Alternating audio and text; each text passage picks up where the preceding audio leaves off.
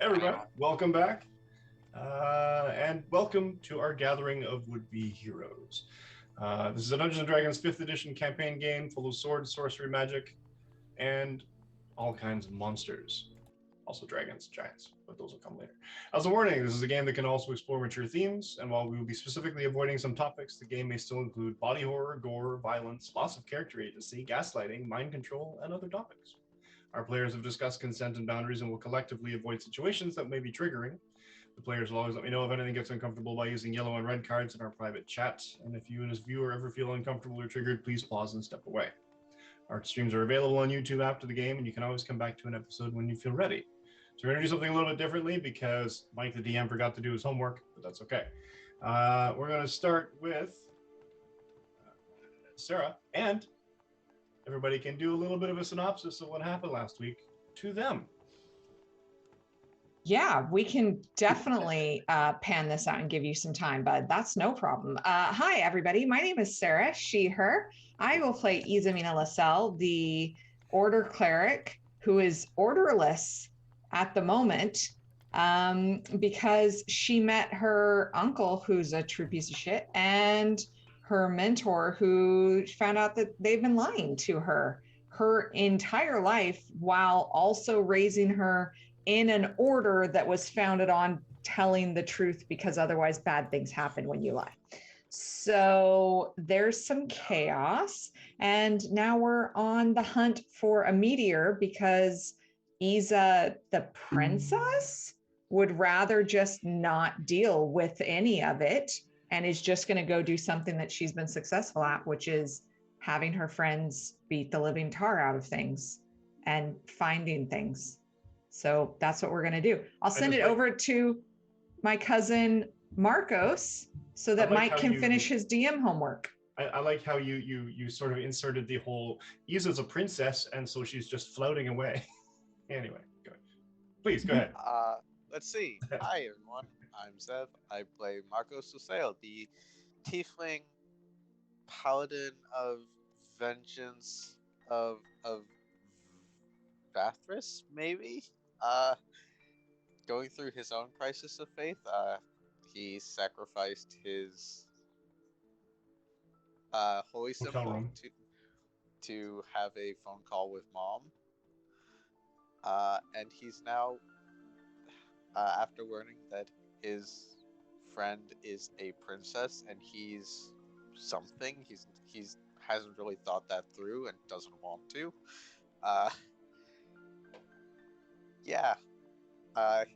He's going along to find a rock that fell from the sky, and if he can hit something on the way, all the better. Fair.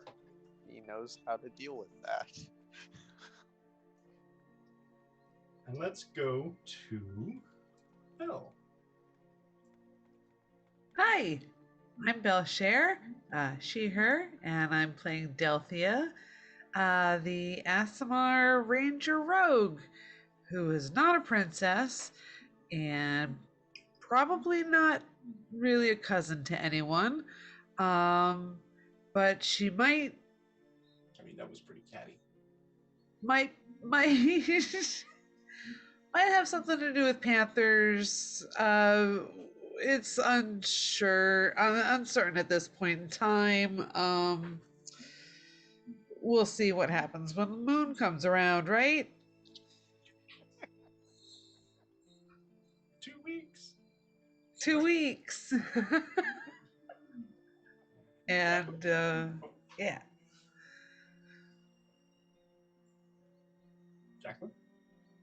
Jacqueline? Oh, hi. Sorry. I didn't hear my name. Hi, I'm Jacqueline, she, her, and I play Dr. Rosenthal, he, him, our human wizard warlock. He spent most of the beginning of last session just listening to a lot of lore drop happen around him as he ate some stew. And then when we came back for the ending, he has this cool warlock ability where he can read all writing, and he was able to write down a special spell that was written all over Marcus's room after a potential connection with his mom, but Rosenthal doesn't know that. And he has every intention of casting that spell at some point. And so we hope that we get to see Mama Marcos again. But this time, it'll probably go horribly wrong. But who knows? Why would it go Yeah. wrong? I mean, what are the odds of that happening? Steve. Hi, I'm Steve. I play this guy back here, the Dragonborn Barbarian, who's pretty much the only one who hasn't really multi-classed all that much, other than Marcos and Isa, but then again, they're kind of like the same character now, so it doesn't really matter. That's fair. That's fair. Truth. Fair. Yep. No. That's fair. Fair. To What have happened to you no last week? angst. I'm Jazz, she, her. Jazz. I play a character that's just out there chilling right now. Yep. Unknown. Although I like the fact that everyone else has their actual in-person names, except Jacqueline. But Jazz is just unknown. We're not even. You gotta be dramatic with it, you know. We're not even given a real name here. We're just no pronouns, nothing. Just right there. Just a slash right Nothing. there. Nothing right there. Okay, so what shall we do? Yes, you had just left, gathered everything, gathered the horses, and decided to depart for parts relatively unknown. Assuming that you were just basically going to just head on through the night. Heading west. Heading west. Someone roll me a perception check. Who wants to make the first roll of the night?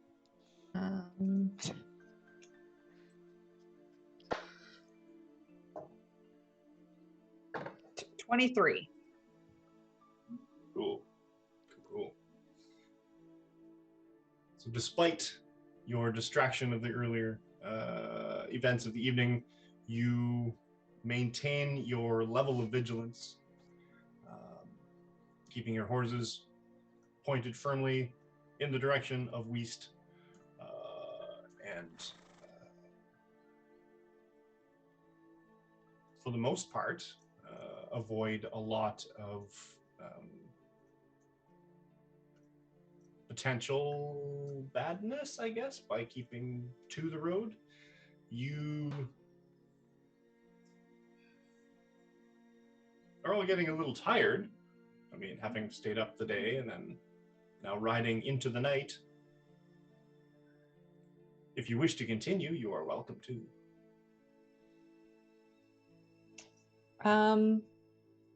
No, I think we should stop for the night. What do you all think? What is the terrain like around us? Around where you are, basically road, forest. Yeah, just out of hot. Hobbled Yep. horses. Yeah. The dim forest is, and the midwood to the north of the road. Do the normal thing. Have people Yeah. watch. Absolutely. I mean, you don't have to have anybody on watch. It's the smart thing to do. It's the smart thing to do. Is it though? Agreed. Yes, it It really is. Who's going to take It watch? really is. I'll Oh. take first watch. Whoa. I will take a watch. Cool.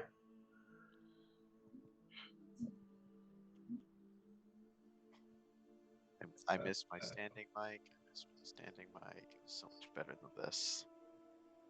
A little bit. Marcos, give me a perception check.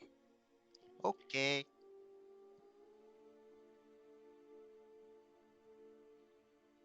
Oh, that's not good. That's a 4. Cool. So what are you doing in your watch? Walking the perimeter of the camp.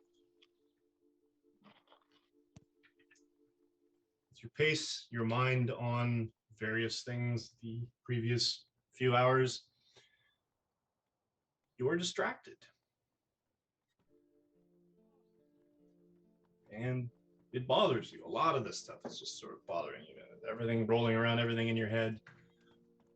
The smell of brimstone still in your nostrils. Not a lot of it makes sense. But before you know it, you've been pondering and you've been sort of rolling everything around in your head as you pace. And you look up at the night sky, the moon is shifted. An hour and a half, maybe 2 hours have passed. Everybody's still there though, so it's fine. Nothing happened. I will wake up Delphia.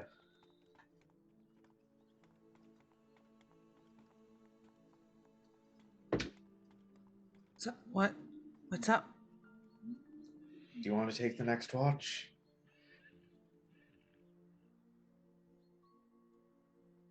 Do I feel like there's been a lot of time that's passed? Yeah, you've been asleep for like a couple hours. Oh, a couple hours. Okay. Okay. Yeah. Yeah. Sure. Yep. She gets up, Yeah. starts to slowly roam around the perimeter. Perception check. Okay.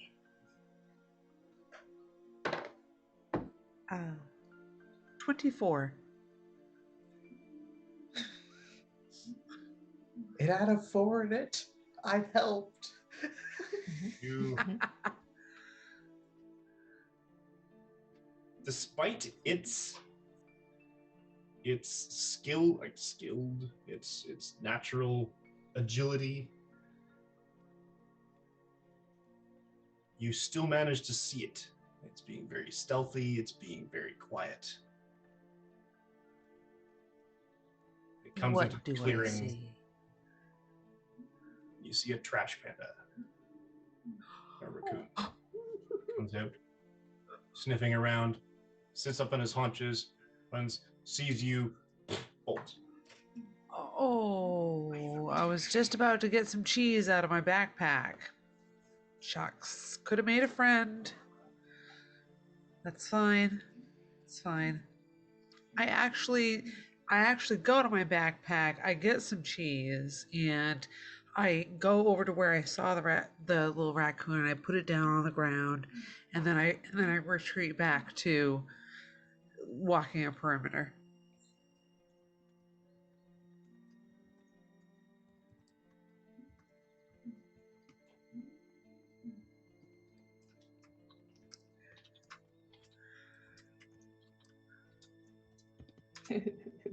And over the course of the rest of the evening, you hear the ambient sounds.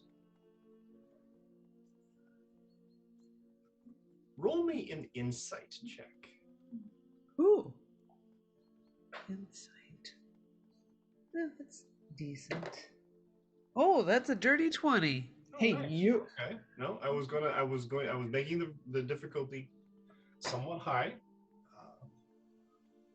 It's sort of it's not a perception, more of you're noticing a strange. It's not that you think that the ambient night of the forest, the sounds and the creatures, it's not that you think that they notice you're there, but yet for some reason, you pass under a tree that you know you heard something in. And when you pass under the tree, it's quiet.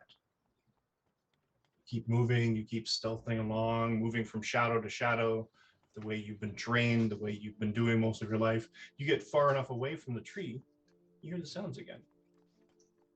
And it's not like it's a zone of silence. You can hear other things. You can hear yourself doing things. But for some reason,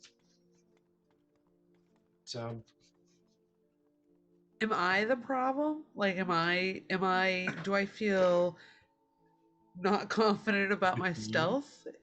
No, yeah, no, is it me? Your stealth, Am I the problem? You're not even hearing yourself. Okay, what? Well, what the heck? But something, for some reason, He is causing the forest denizens to grow silent when you're around.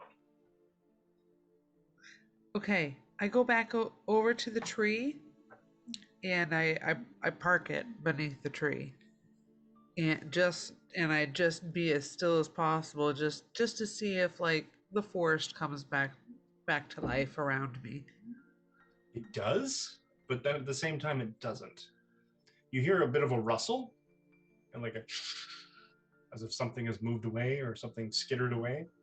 Something else flies away, and you hear the sounds of the forest again, but from that tree over there. You hear the rustling of a small rodent over there, 2 or 3 trees away. They've moved. Huh. Other than that, your night goes relatively uneventfully. Does the raccoon ever come for the cheese?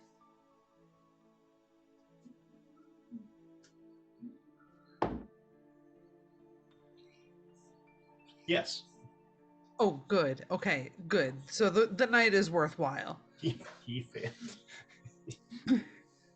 His stomach won out over his common sense. Was there another basically person? Stealth in, and he basically did the whole little, the raccoon coming in on his back end, his back legs, grabs it, hugs it to himself, and like waddles out on his back legs, looking over his shoulder. Perfect. Says something about he's going to need that guy's arm. You're not sure. But other than that, it goes relatively uneventfully. Okay. Was there another person who was going to take watch? Okay. I go over and I gently. I love how the barbarian wake is never taking Izamida. watch. No one's gonna wake him Rest. either. I'm always picked for watch. Usually I go last. All right. I have one mission and one mission only on this watch, and it's to capture that raccoon. No, just All Yeah, I right. absolutely tell Isa No, about the no. raccoon before I go to bed. Yeah. I'm just kidding. That would be a disaster. I mean, anyone else I know where am Jeremiah here is, or for just it. me? No, none of us know where Jeremiah is. He's right next to Delphia. He's in Delphia's pouch. He's been there Absolutely. the whole time. He's been gone for a while. He's invisible. That's all. That's all he means. Mike wouldn't kill him. Why not? There's one particular. He is alive. There is one place he is, and He has went to- been he gone went to a since farm certain point in upstate. time. He never made it into the Oh. Watchdog. Singlis, can you text me? Singles, do not tell her where Jeremiah Actually, is. she's really sick and she better not be watching this. She better be asleep. She's like super sick. Get well, Singlis. Yes. Yeah, we need you for like our thing. Anyway, never mind. But yeah, so I mean, if you really want to send No, me no, a no, no, no. thing, No, I do not want to. I can no, not for Singles, but for to sort of give a thought as to where Jeremiah might or might not be. No, I'm But you're trying to catch mean- a raccoon. no, I'm not trying to catch a raccoon. I'm just Oh. on watch. Oh, okay. I was gonna have you roll animal handling if you really wanted to try. Do not. All right.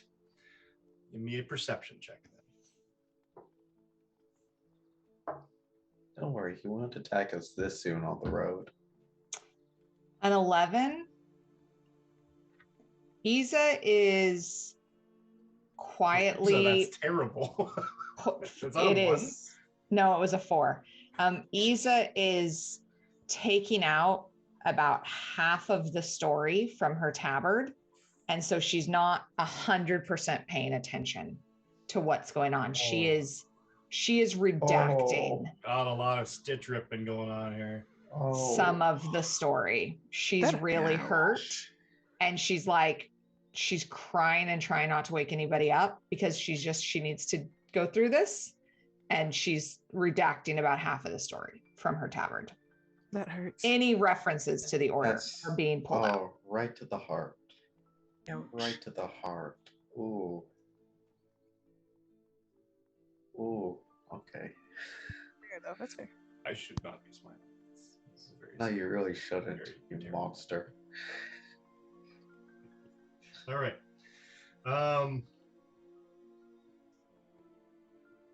So you do not notice. You do not notice. I do not notice as the raccoon comes and takes all 3 of the diamonds that the doctor gave me last week. I mean, right? Don't give him ideas. He steals your tabard. You put your tabard down and it's gone. No. No, he comes back and steals the rest of the food. Oh, I'm okay with that. I'm Even if I not. noticed, I wouldn't do it. That He was has a really high stealth breakfast. roll. Like 22 stealth. It's like super raccoon. See it anyway.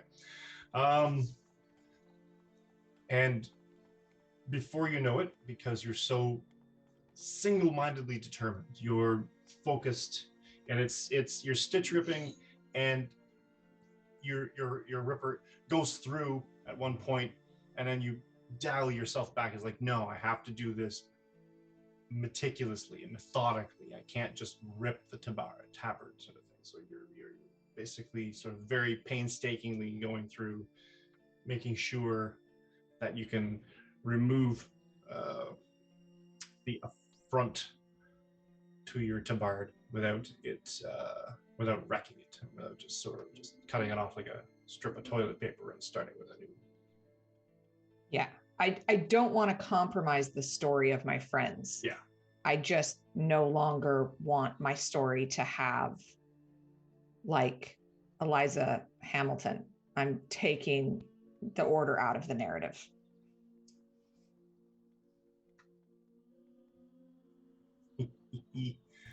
No more order in your life. It's all chaos now. That's a lot of disorder. Oh, That's a subclass. in fact, this whole stitch ripping event could have been called the disorderly conduct. Sure. Oh. 2 minutes for roughing. I don't know. Yeah. Okay. Oh, and you're so methodical and meticulous with your stitch ripping that you finish and you realize that the sun has crept over the horizon now. You almost blink at it because you've been concentrating so hard and focusing on your tabard that you missed the dawn. But the day is fresh and anew. The horses are grazing grass nearby. The day is yours. I'll kind of let everybody sleep just a little bit, not too late, but just as late as they need to. And Marcos wakes up. He goes to pray, but when there's that moment of reaching for the holy symbol, and then oh shit, and he just kind of does a little kind of like fussy straightening out of his chainmail and his cloak, and goes to start preparing the horses for the journey. It's just like, oh, okay, yep, oh god.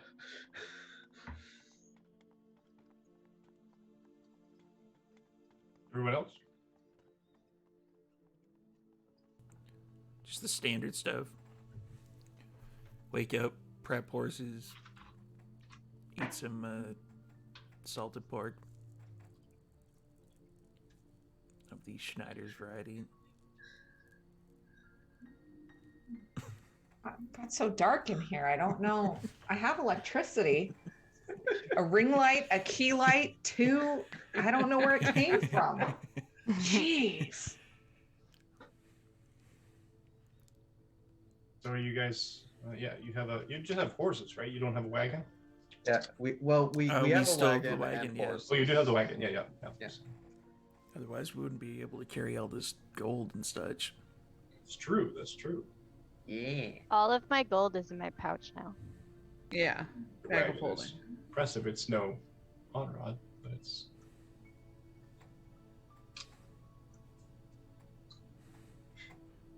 All right. So, you set off for the next day. Anyone particular doing anything that requires anything? As I failed spectacularly to get into this package. Just kind of watching to make sure nobody's following us. A good point. You piece of shit. What? You're such a troll. You're such a troll.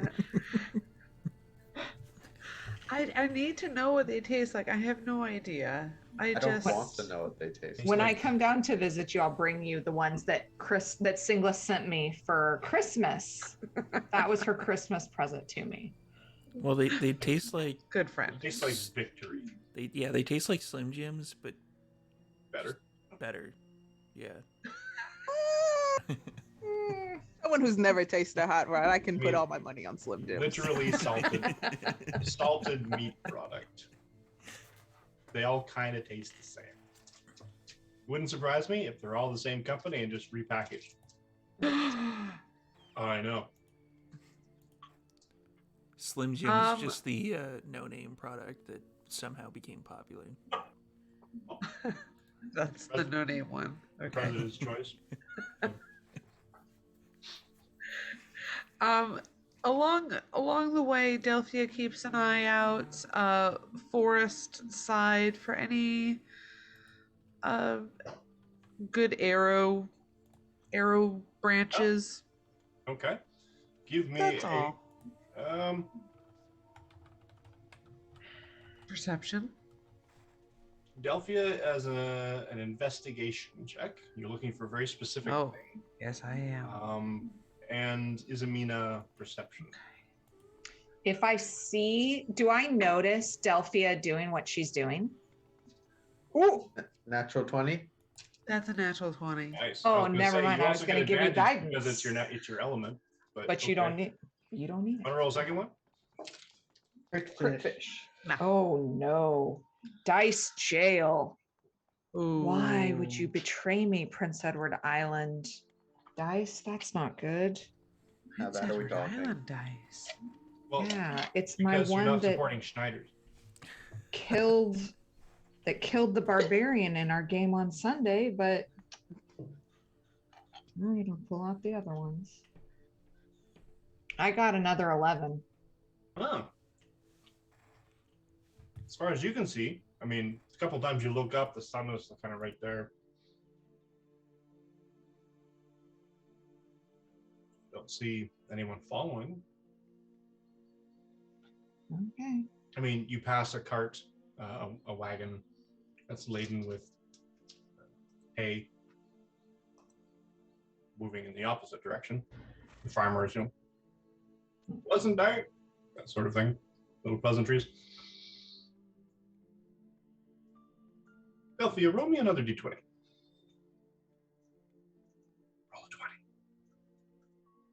a 20. That's a 2. Okay. I didn't. So that's if not you gonna rolled happen. another 20, There was a 2. I in would have there. given you.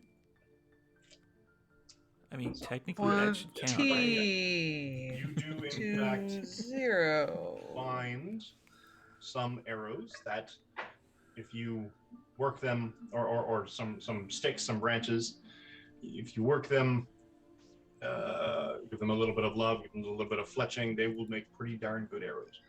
Great. That's my project for the day. Cool. A little bit of woodworking. The days pass.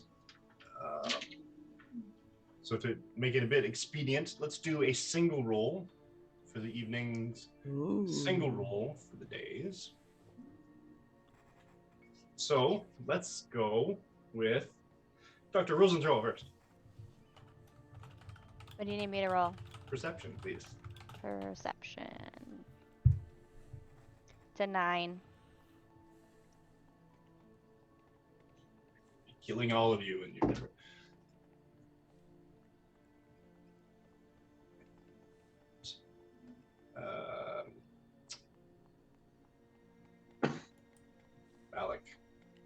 That's me. Hit us with a perception roll. Perception. It's a big old 5 total. Oh no. Marcos? Come on, pull your Slim Jim out of the 13. fire. Gene. Cool. Guidance. Guidance. Guidance. I took this cantrip for the rolls over first in her time sleep in and slaps 36 him. episodes. I'm just gonna start smacking people with it now. Like rolls over in her sleep, smacks him with guidance. Meh. Do better. Meh. Elvia. 18. Wow. Okay. That was a good one. Plus a 4. Perception. And Izamina. Okay. Can you guidance yourself? Hey, pride dice. That is a 23. Pridence. There you go. Yeah. Guidance. Pride dice from our partners at Level Up Dice. Look Oh, at I how love pretty that those one. are. And dice. So pretty. What size is that thing? I know. Don't look at my nails. I need to repaint them. Level Up Dice is amazing. Over the course of the evening, a couple of days that pass, Delphia, you whittle out some decently good arrows. We'll say you get 7 solid, decent shafts. I mean, you split a couple because the branches are anything else, but you managed to get a decent number of shafts that you could then fletch and then put the specialty stuff on where you could like explode and have a magnet on one end and all the specialty funds. Oh, Thanks yeah. for the Yeah. raid, Blue Box RPG. Welcome. Boomerang Thanks, arrows. Blue Box. Welcome. Yay! Fellow Boomerang arrow. fellow Greyhawk Exactly. people. Just with the boomerang head that for some reason allows it to come back to you. It'll come back to me. Right. Boomeros. Punch with the punching glove arrow. Then yeah, okay. You just gotta, dodge to the side a little. Yeah. Exactly. Over the course of the week, as you travel east, the weather gets decidedly cooler. You're basically going on a slight upgrade. You're going into hilly terrain. Let me just pull up the map here because I can. As you travel through the Midwood and along the Midwood, you start going into the hilly terrain of the Reichdir hills, essentially. In your westward travel towards the Stone Reaver Clanhold, you notice the morning dew is frosty now. One day it decides to rain, but the rain quickly turns almost into that sleet of. But the rain, of course, being droplets, is too heavy to maintain a frozen state as it hits the ground, and it brings a lot of chill to the air. Winter is coming, so those plans start. And over the course of the week, Delphia, Yes. you don't have the fevers of the dreams anymore, but you feel more at home with your feet on the ground. You feel very planted. You feel very at one. You're in the forest. This is your element. This is your natural presence. You feel like you belong amongst the forest. More so than you did before. More so than your training has sort of allowed you that capacity to feel as a ranger. But this is something else. This is primal. This is deep down, just in the core of your being, and you feel, and your dreams reflect that. Your dreams are of moon, always a full moon, always a deep glowing orb in the sky, feeding you energy, almost feeding you the Brains. yep. Now you're not a Great. zombie. Great. She just writes all that off as just being, oh, so grateful to back be in out the of a woods. city. I'm just back in the woods. Yep. Whew, gosh, it feels good to be in the woods again. Exactly. Turns out Exactly. Delphia was just allergic to smog. Exactly. It's The like, whole I'm in a time. city, oh, I feel so sick, and then we're out in the woods again. Hey, she's fine. Ah. Yeah. It's so much better now. All Yeah. rangers have this, right? It's Yes. I guess She rangers is- get claustrophobic. Izamina, you lie your head on your pillow, your pack, your support. You close your eyes after finishing, and sort of but you still you've taken the offending parts out of your tabard, but you still hold it fast to yourself. This is still a part of your being. This is your identity. This is your story. And you open your eyes, and it's mid-morning. A nice grassy meadow. There's no dew. There's no cold in the air anymore. And you're standing, bare feet. You feel the coolness of the grass against your toes. Sort of, you're feeling the slight breeze. There's a butterfly flitting some wildflowers across the field. There's a few butterflies, actually. It's a nice sort of idyllic landscape.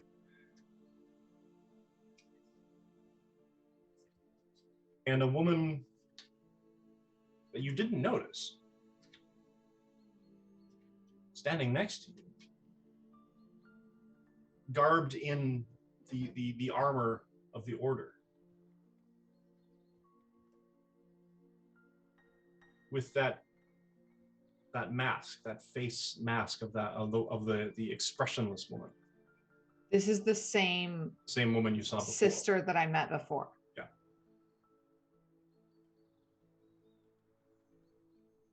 Your heart is troubled, sister. Why? Because all of this is lies built on lies. And what I thought we held most deeply was a misguided attempt by my family, I guess, to, I don't know, keep themselves safe. Selfish attempt at self-preservation. Could that not be extended to you? However misguided.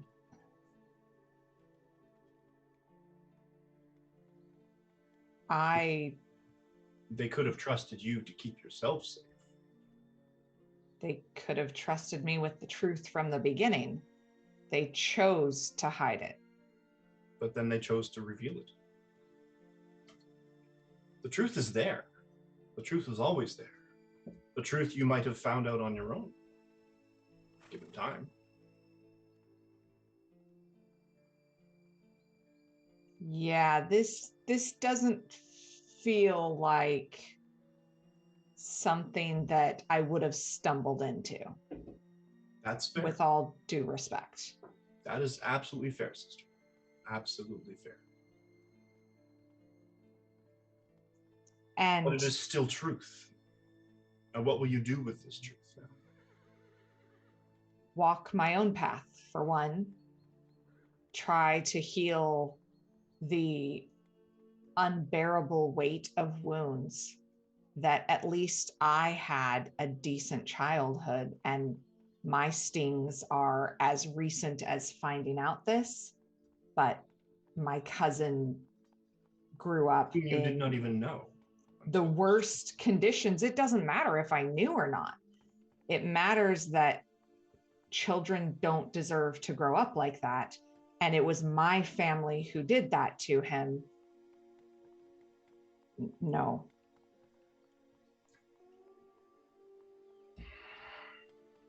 You can't control all the truth, though. You can only reveal it for what it is and when it is. Accept it for what it is and when it is. And work within that constraint, I suppose,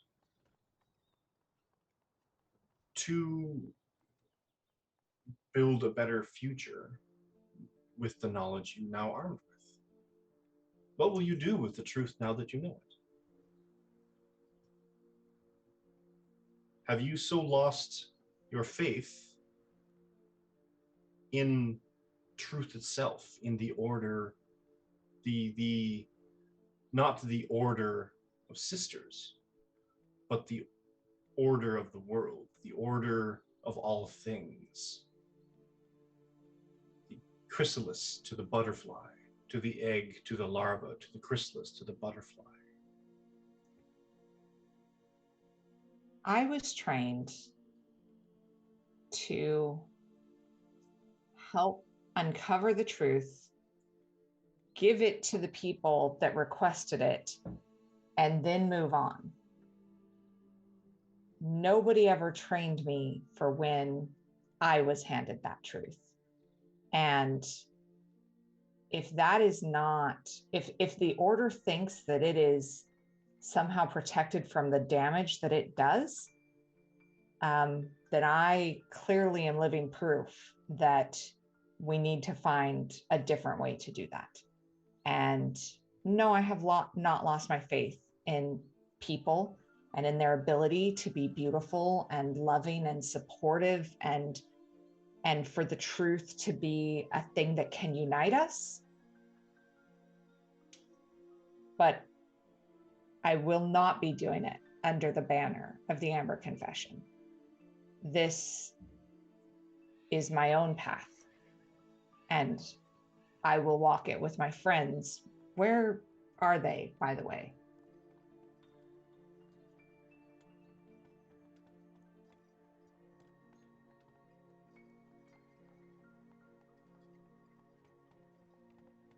They're close to you, as they always have been.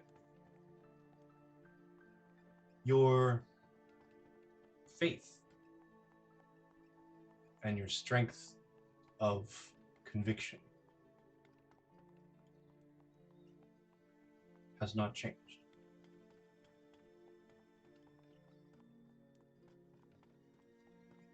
I'm happy to see this. I feared it might. But I see that your resolution to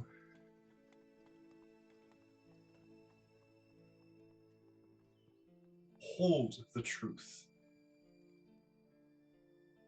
and make it work for its revelation has almost doubled. And that is a great thing. The order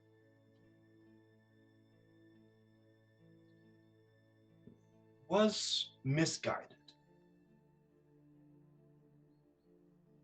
We agree on that, sister. And this illumination of your new reality has given you a sense of purpose, in that you said yourself, the order needs to change.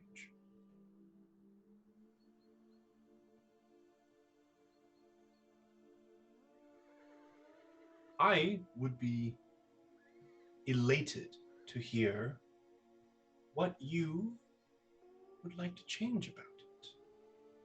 Your dream for the longest time was to be an inquisitor. There is nothing saying you still cannot. You can still pursue truth and order in all things. You do not need the banner of the confession specifically, but at the same time, you could paint a new banner. I wouldn't even know where to begin with that. I Start with your just tabard.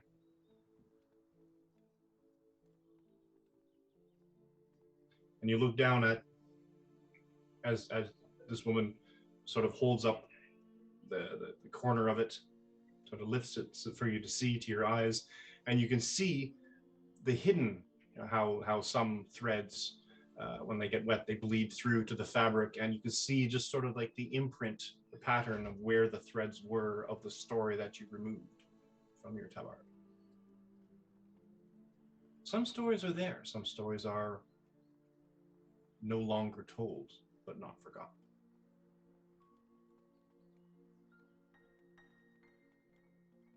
So long as your faith is strong, your story remains.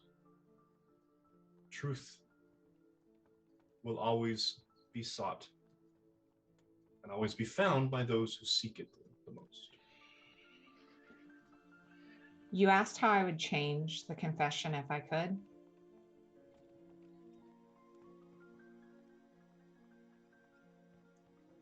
Just like these stains that are unwanted and left behind, scars are the same. And it is not enough and will not be enough for the confession to come in, extract the truth, and leave. The confession needs to see the damage. They need to see the scars. And needs to see the process through. And heal the scars. We are clerics. We should heal the scars. You almost see this mask. You almost see it. You swear. For a brief instant, you saw it smile. You keep walking your path, Izamina, and I will see you in Thalos. I'm not. And then going to Thalos. Everything just sort of like, it's almost like your tabard sort of rushes into your face, and you see all the various colors of the threads that were removed, the paleness of some of the threads, of the imprint on their tabard. You peel it away. You're blinking, and it's the dead of night. You're sitting where you were. Is Marcos awake? He's pacing. He's over there. He's still on watch. You're just gonna... Mumbling, as he does. As he does.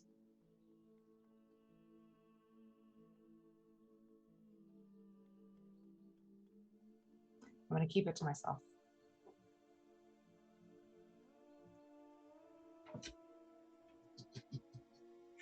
All right. The days go, a few more days go by. You see various forms of wildlife here and there. A great horned owl one night hooting in the distance. But generally, most travel at this point seems to be by necessity.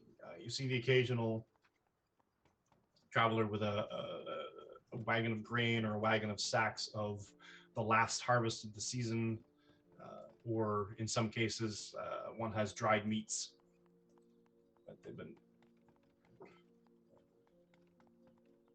So you're welcome to stock up if anybody is buying, salted pork or any other kinds of meat products. Do they have apples? Yeah. Alec gonna really buy- loves apples. I'm gonna buy some apples and be thinking about Zanelle as I eat them. Yay. And incidental, a couple of copper pieces over the course of the next couple of days.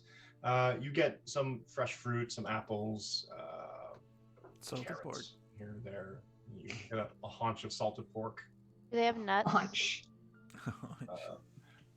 Just No, there are no nuts. But Okay. Rowena provides you with walnuts. Okay, I'm not gonna. Harvest them off the trees. I mean, I'll have to roast them before I eat them, but And you could eat. fine. She tries to get you to eat them green. I have an intelligence of 20. I think I could say that I would know not to do that. Probably not. Probably don't eat anything green. It's just not. No. I mean, what? I mean, chestnuts and everything else. I mean, horse chestnuts are so alkaline that they'll burn their way through the grass. Do not eat those. They're not. No. All right. So the next couple of days pass relatively uneventfully. Some have dreams of fire. Some have dreams of brimstone. Some have dreams of padding their way through a forest night with the grass under their feet. Some have dreams of sleeping in trees. Malik, We have weird get, dreams. on the day, 2 days out, I guess, Okay. you get a message. Lad, Hmm. you're coming. I'm putting together a team. They're gonna take you to the site. It's an old stronghold. That's it. So I can respond to this, correct? Yeah, you can respond to the message. Now, I need to know something from you as a DM. Is A team one word? Is 18? A team. Like the A team?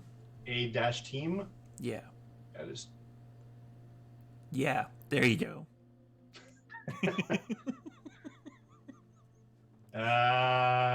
it's got a hyphen. That's one word. Mm-hmm. Fair. Okay.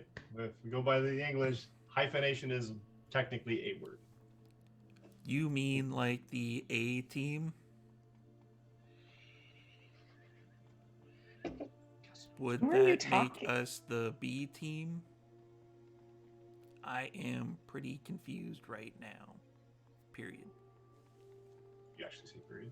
No, I would say end. Period. Malik doesn't know how this works. Sending you a message. Stop. much. Yeah. Please respond. Don't know. Stop. Over. Stop. What are the coordinates? Stop. No, lad. Waiting for you to get here. Got a team. Gonna go get the rock and bring it back. That was one more. And bring it. No, I get 25. Yeah. Yeah, I counted one more. That was 21. That It was doesn't 20. matter. Malik is still confused. Yeah, and bring it. There you go. Fine. Bring it. It's already been brought in. And I get to respond to that one too, right? Yeah. Still confused. Period.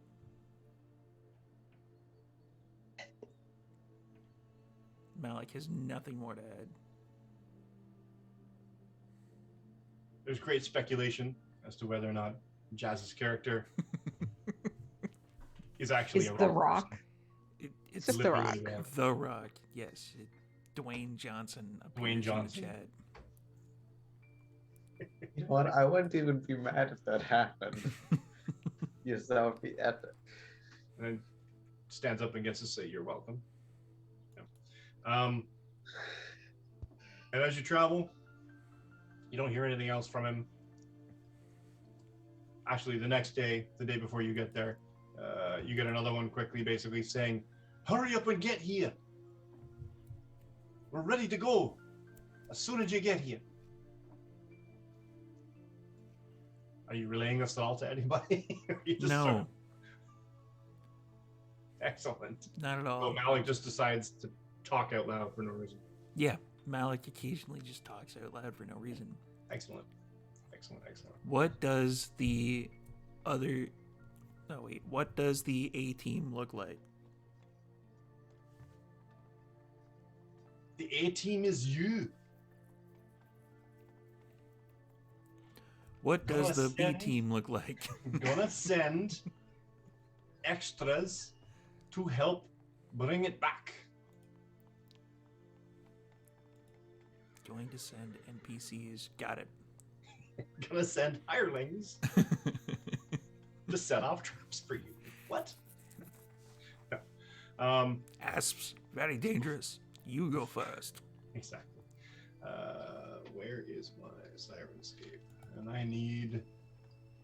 Oh, is there Oh. a battle starting? Oh man, There won't be a battle, no.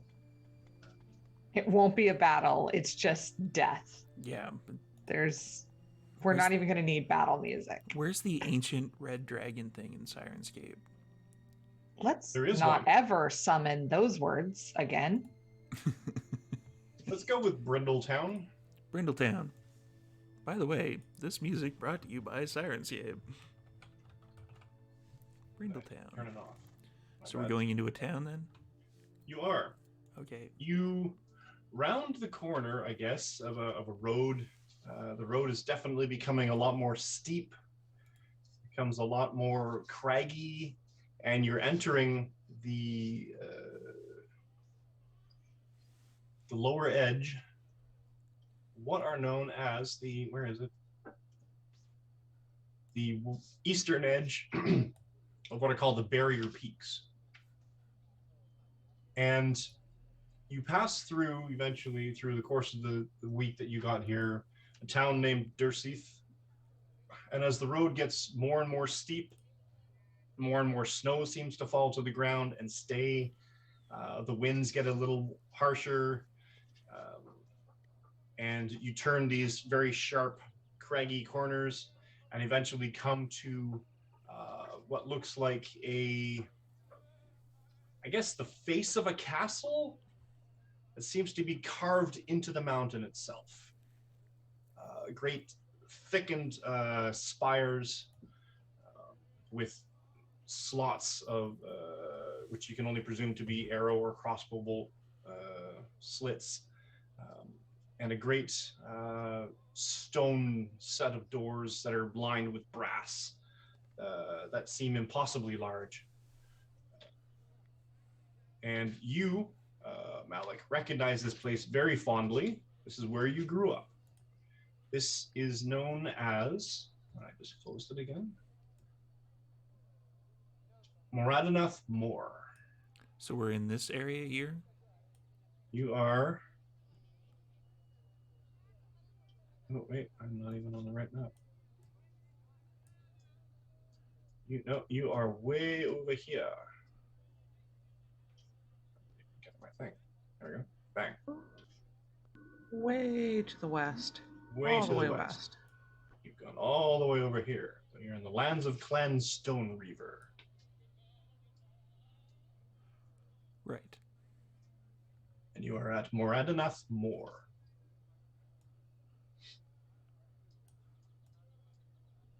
Which is apparently a week's travel. I thought it was long, but that's okay. And you notice the keep, the stronghold, is on the inside, basically built like a town without sunlight, essentially. Stone sort of croppings and buildings that are sort of built into streets. They use the smell of meats and smelting are two smells that permeate the nostrils and are quite heavy in the air, depending on which buildings you walk past.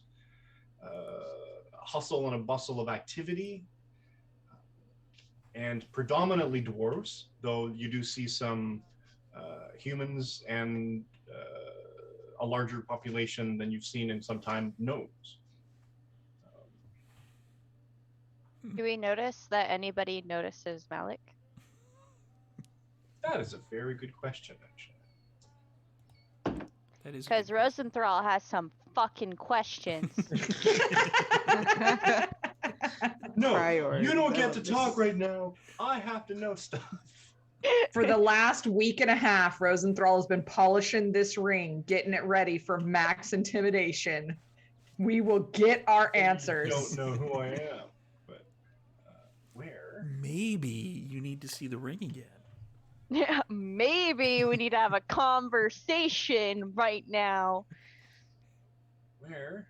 Sorry, I just lost my.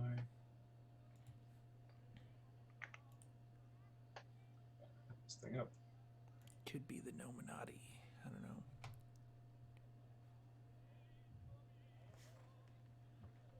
There it is. Different campaign. All right. That's our Friday campaign. Come see Icewind Dale Friday nights. There you are. Where are we? No, I'm just looking at the substantial family tree I built for Malik's family. Yeah, it's kind of huge. I can put it in the chat at some point, perhaps. So huge that I haven't actually like read it all, because when I open it on my phone, it's like really, really small You writing. need to actually open it in two sections, and you have to click on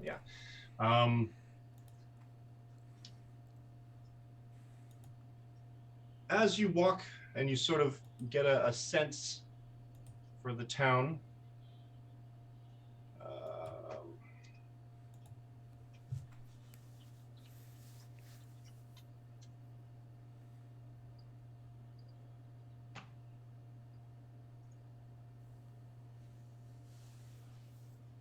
You want me to make a perception check? You can, yeah. Like you said, this is where I grew up. Is this like is where you near grew up. where my family would be living?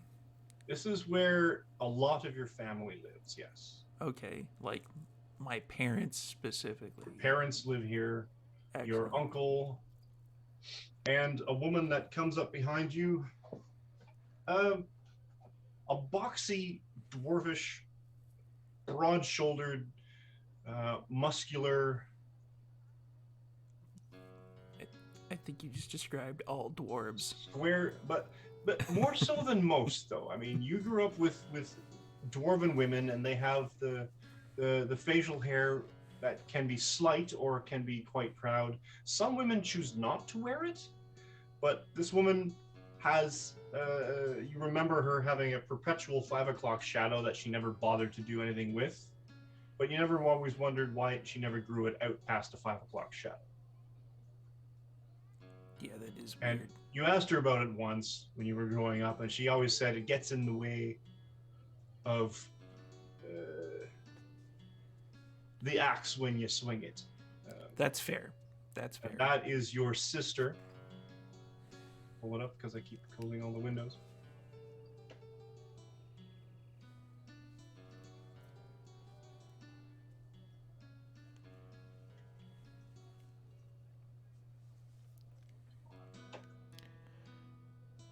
But I have a question about the sister you Right. don't even need your window open for. Yep. What color is her skin? Does it have scales? Good question. Dwarven woman. She's tall for a dwarven female presenting. She's stout of arm. But her skin is sort of a lighter shade of nut. Lighter than hazelnut, but not as but darker than like pale white person sort of thing. I like that seen a you lot had of that stuff. detail, but I was just wondering, does she have red No scales? scales, no, no horns, no tail. not at all. Not I'm just red gonna- in any way. Her hair What- is auburn with some flecks of gray. So she comes up behind us. And she... Give me a perception check. All right. And what is your armor class? My armor class is 14. That's right. What is your I armor got- class for your It's never a good sister question. being able to sister advantage? That is a 20 on the perception. You realize someone behind you, just as the butt of her battle axe jams you in the back of the knee.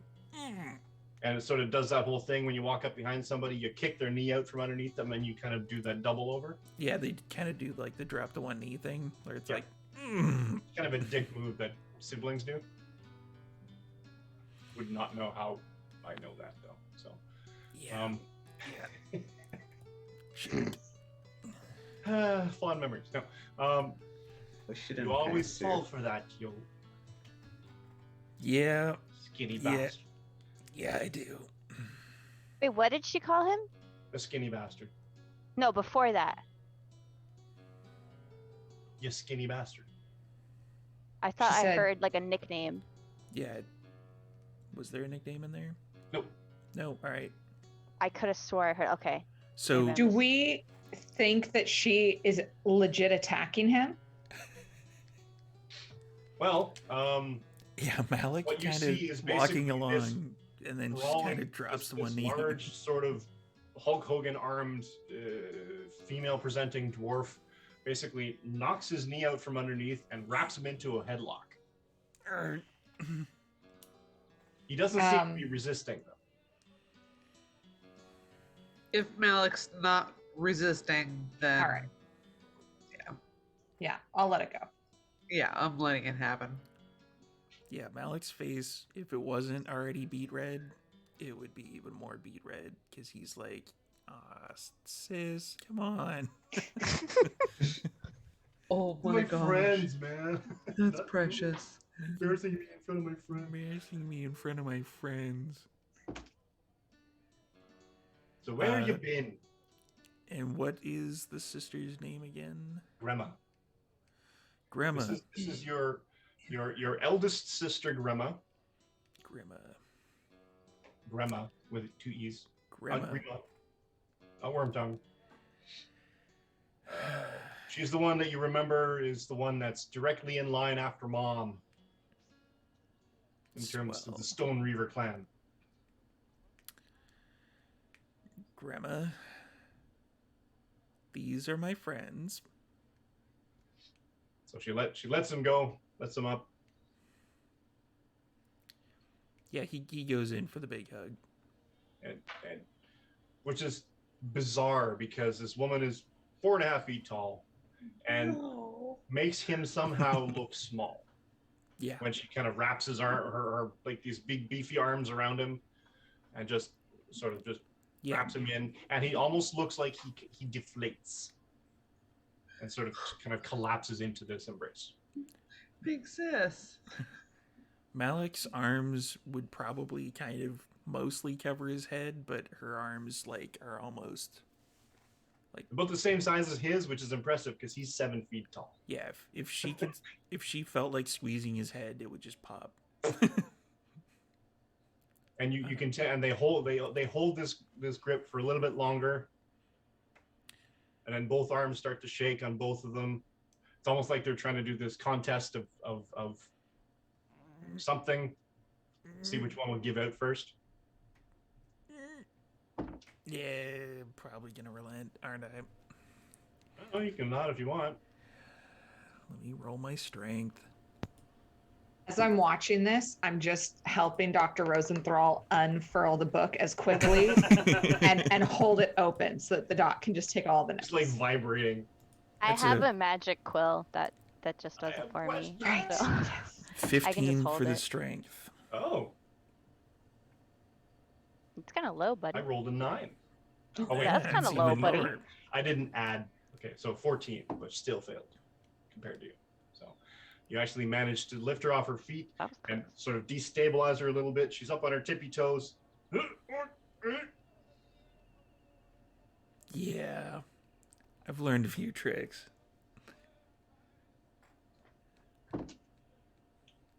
And then from this position, she kind of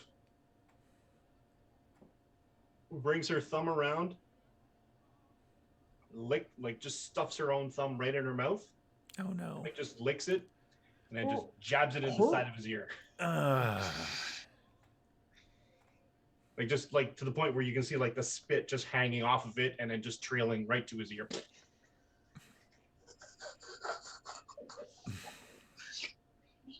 I can take a lot, but not that.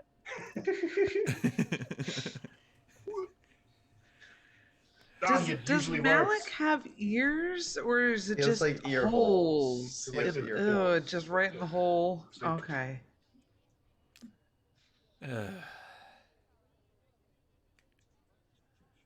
So,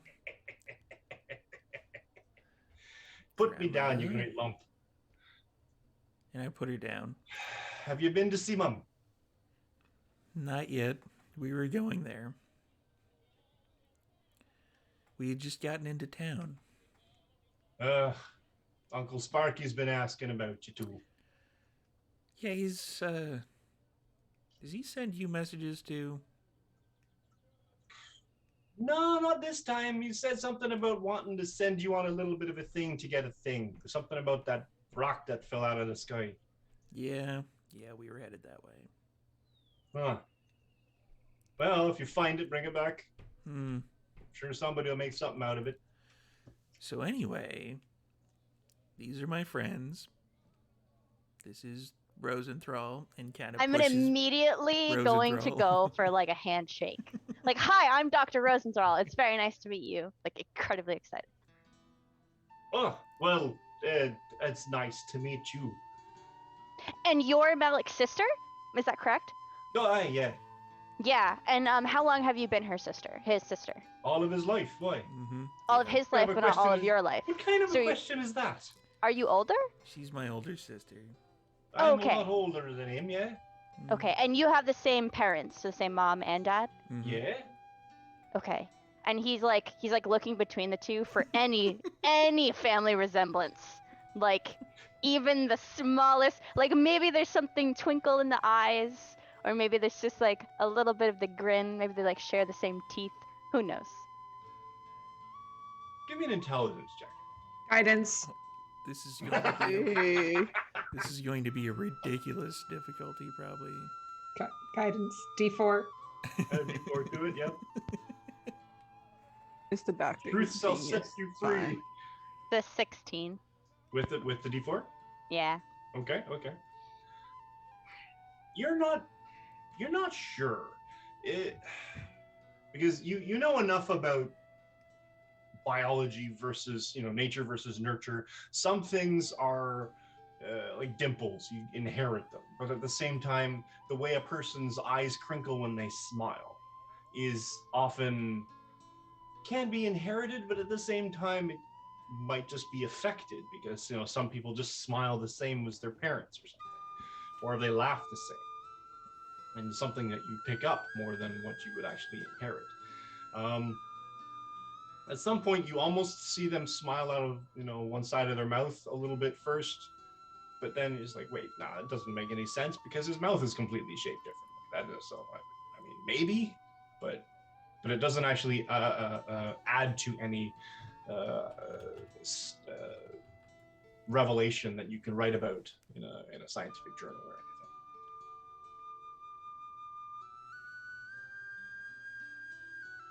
anything. So are the rest of them. And part of it is the fact that Malik and his sister are both telling you this with completely straight faces, that they don't find anything weird about the fact that this is Marcos. And it's one of the fighting boys. Okay.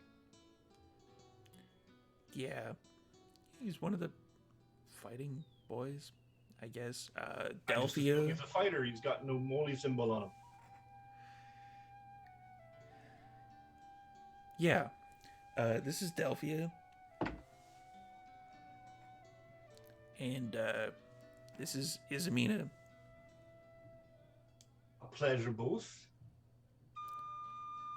The mighty one kind of left, so I can't introduce Mighty you who? to her. The mighty one. Yeah, she left, so I can't introduce You're you. looking at her. Swat. Protect her with your life.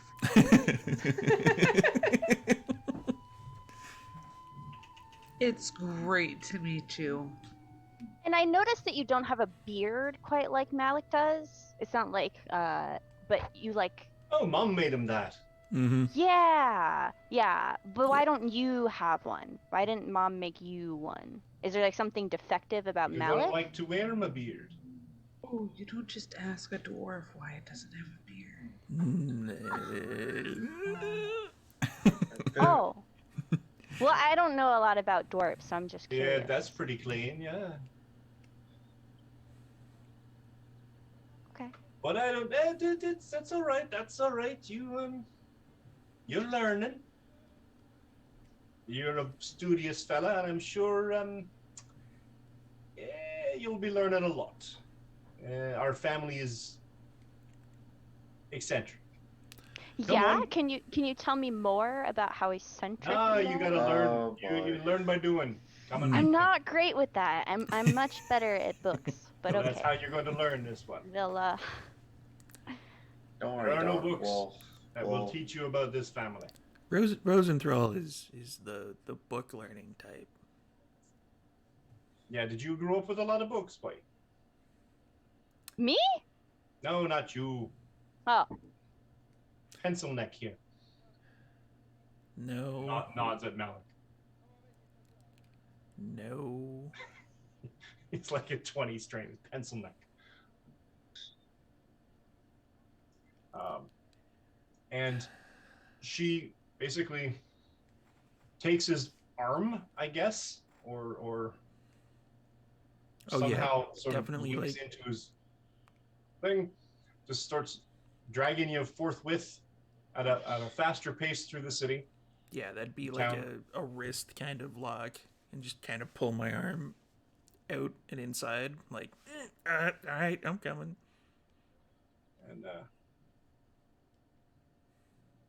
And walk through the gates of a almost a keep within, like the town is sort of on the outskirts, and the shops and everything are sort of on the outskirts, and there's a keep within, and through the gates there's it's almost built mostly like a standard keep, where you've got sort of an internal foyer after another portcullis. You've got an inner courtyard where there seems to be a bit of activity going on. There's a couple of individuals, a few humans, a couple of dwarves seem to be preparing mules and loading them with saddlebags and supplies. And you see a dwarf with a great bushy brownish flecked with like two stripes of gray in his beard. His robe has got to be the patchiest piece of clothing you've seen in a long time. The initial is or the core of the cloak itself, or the robe, is a kind of a pale purple, but it's been both thread worn and sun bleached, and it has many patches on it of this kaleidoscope of various colors, to the point where it's almost sort of a grandmother's quilt, where you've got a piece of like a paisley, you've got a little chunk of gingham from what you can only assume to be a piece of furniture. You've got a little patch of fur down at the bottom somewhere, which is completely, it just stands out everywhere. He's got a hat, and it's sort of akimbo on his head. He's got a monocle in one eye, and he's sort of tut-tutting everyone, going, don't forget to tie up those ropes real tight. Don't forget to do the... And he looks up. Ah, and there he is. Uncle. Is this all you brought? Wait. We can make it work. It's fine. When'd you get here? We just got here. And this is all you. Okay. And Okay, sir. Grandma basically says, "Uncle," and she swats you and says, "Don't forget to say hi to Mum before you go." And she heads inside. Yeah. Insight check. Why is Malik being such a D-bag when it comes to his mom? I would like to know. I mean, yes. Oh, shit. No, really. That's a 26. I would like to know. Dang. You're getting the feeling that Malik is getting interrupted all the time when he's trying to bring his friends to go and see his mom. Okay. He's kind of annoyed. Okay. In that case, he's just gonna say, should we do that first? We can come back and see your uncle. Oh, yeah. Go and see your mother. I can't get in. You get in there and you go and see your mother right now, boy. Yes. Do I Uncle. see? Does Rosenthal see any family resemblance between the uncle and Malik? None whatsoever. He didn't even have you roll for What that one. about the uncle and the sister? Give me a perception check. Is there a take half mechanic? Possibly. There's a lot. Yeah. I mean, Is they're it both guidance? With Guidance. Nice. All right. The I'll give you 19. this for both. No resemblance between him and Malik. But yes, you do note some resemblance between Grandma Stone Reaver and her uncle Darmor. Let's write that down. Grandma. Grandma I already Stone have Reaver, Darmor. Darmor, Darm. Sparkhammer. And you go in. You go up some stairs. Marcos It's isn't this- going in.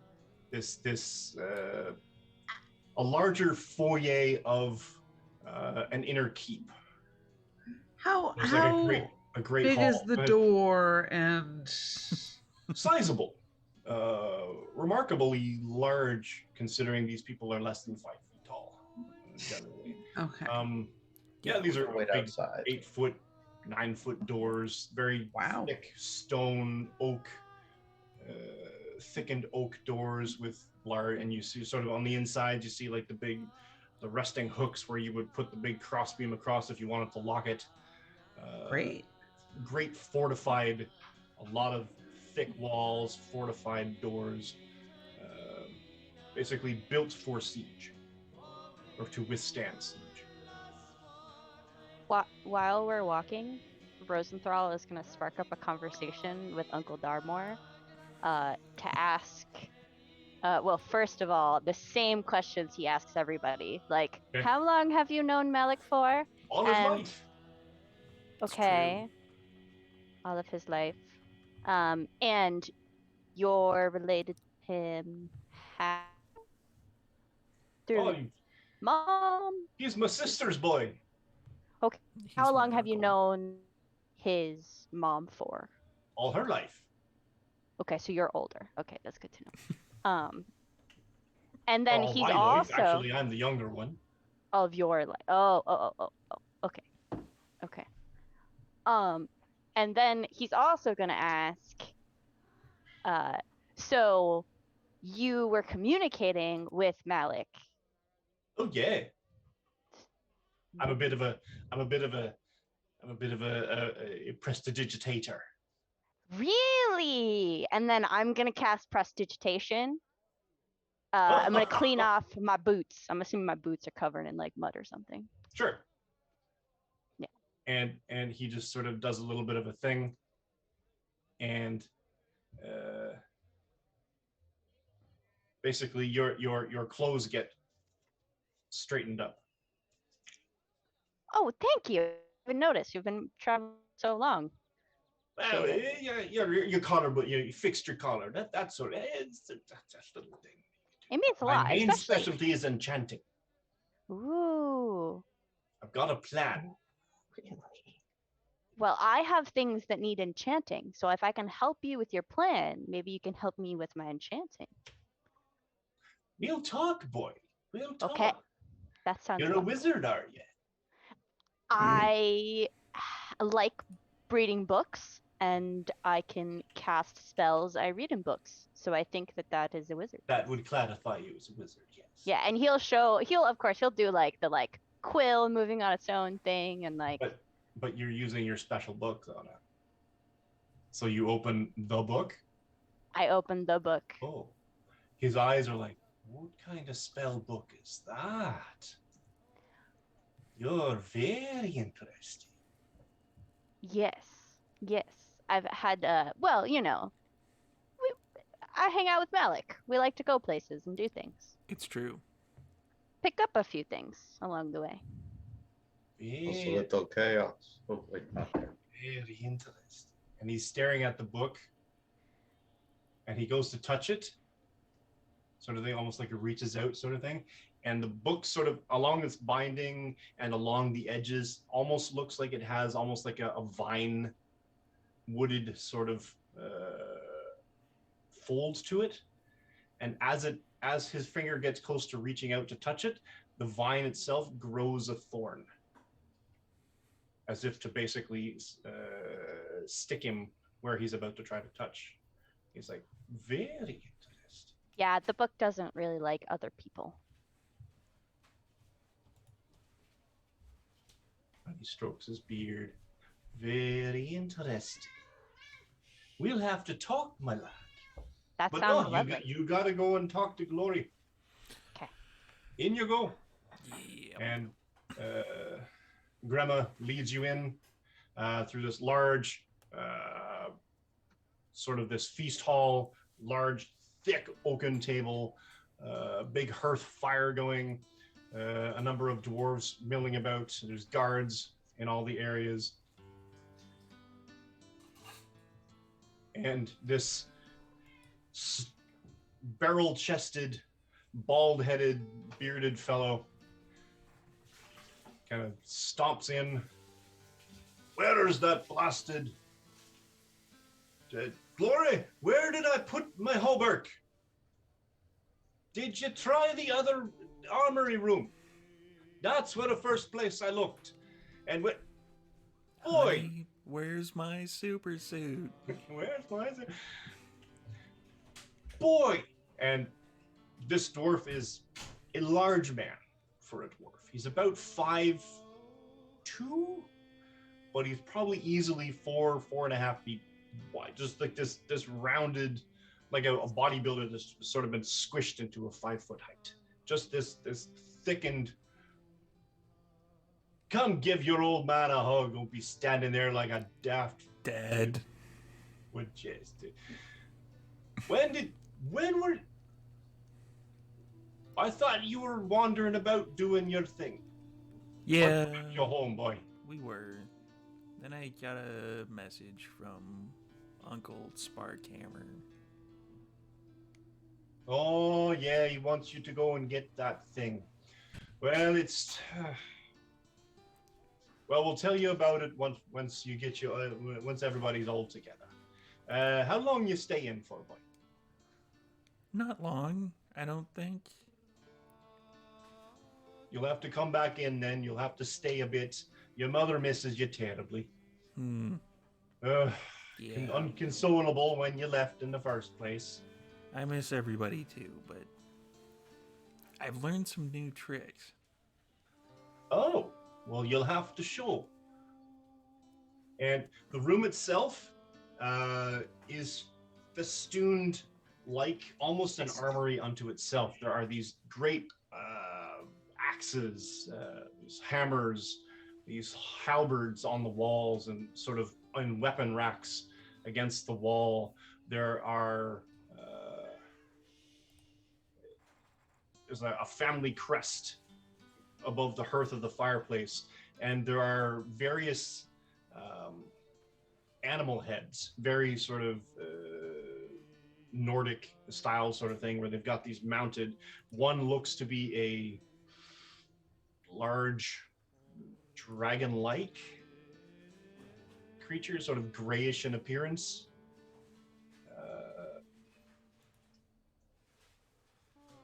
One seems to be more lizard-like. There's a couple of bear heads.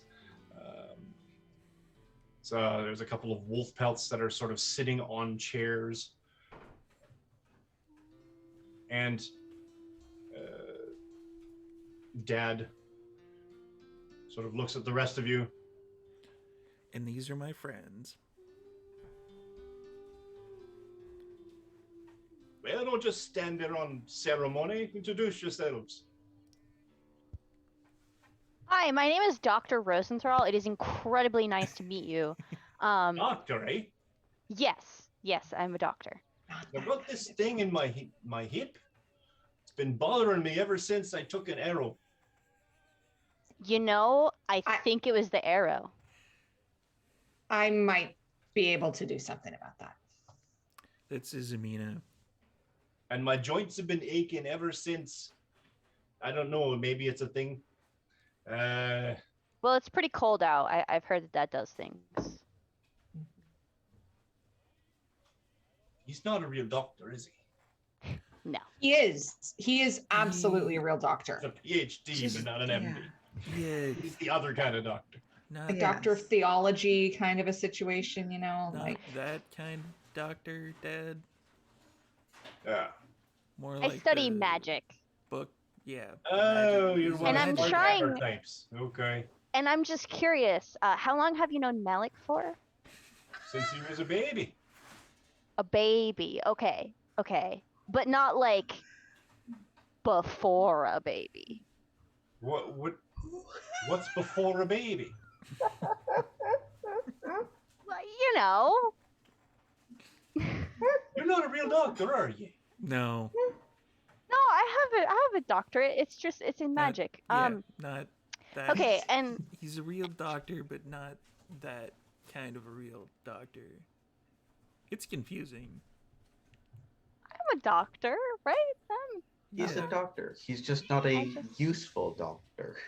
Well, he's not like a patch you up kind of doctor, like look at your hip kind of doctor. Hang on. Do I have a spell to cast on Marcos for that? Hang on. No, Please do. this is what I'm saying. Marcos is outside. Marcos did not. Oh, come that's Yeah, right. Marcos Marcos didn't didn't come come in. in.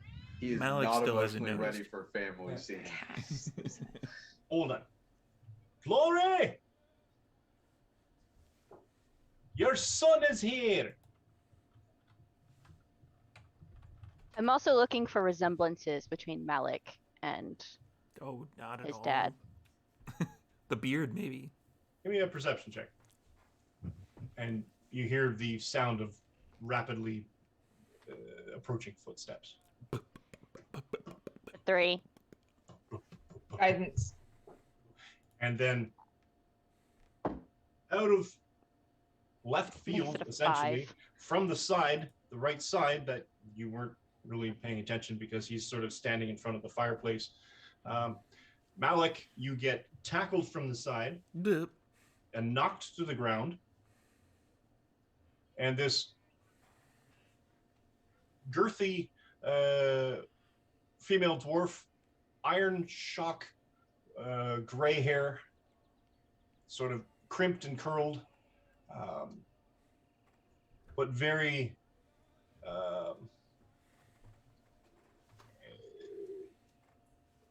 she's not stocky the way that the other members of the Stone Reaver family that you've met thus far, but seems solid because she basically knocked him over like a bowling pin.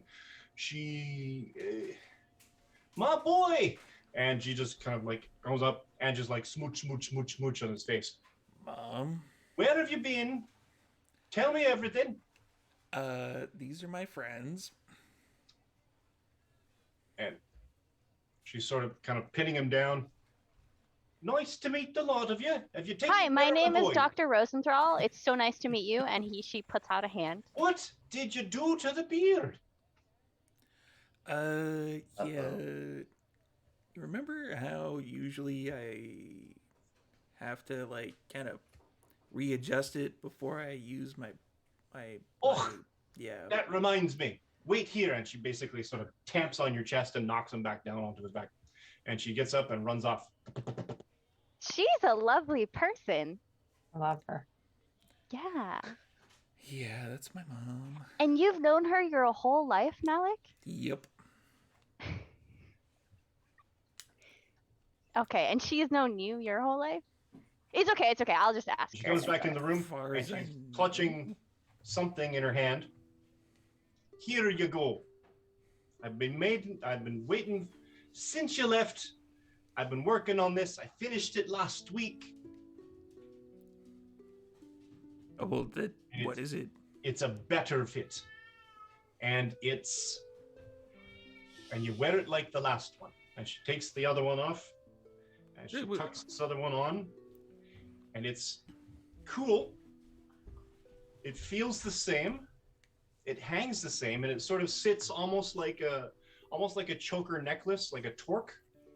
And so it sort of has these suspension points so that it's holding the weight.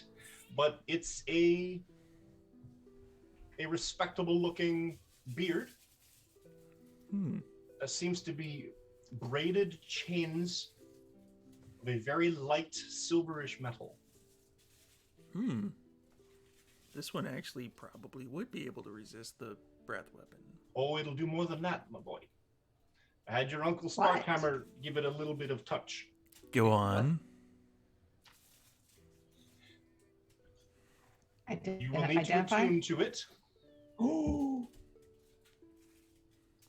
And it will confer a +1 protection. Ooh. Oh. Oh. Malik's beard of protection. I will set up the item and put it into your inventory. Excellent. Not quite the soup catcher I was looking for, but No. sorry. Still use the other one to wipe up soup if you really want to. Now it's a rag. But it's got sentimental value. So, from there, now that we're going to interrupt the touching family reunion, we're going to give everybody a bit of a 5-minute break. So everybody go hydrate, get some nosh, get some something or others, grab the food off the platter to the side, come back to the large feast table in the middle, and we'll catch up on the happenings of the Stone Reaver Clan. And Malik and his friend. See you in 5, everybody.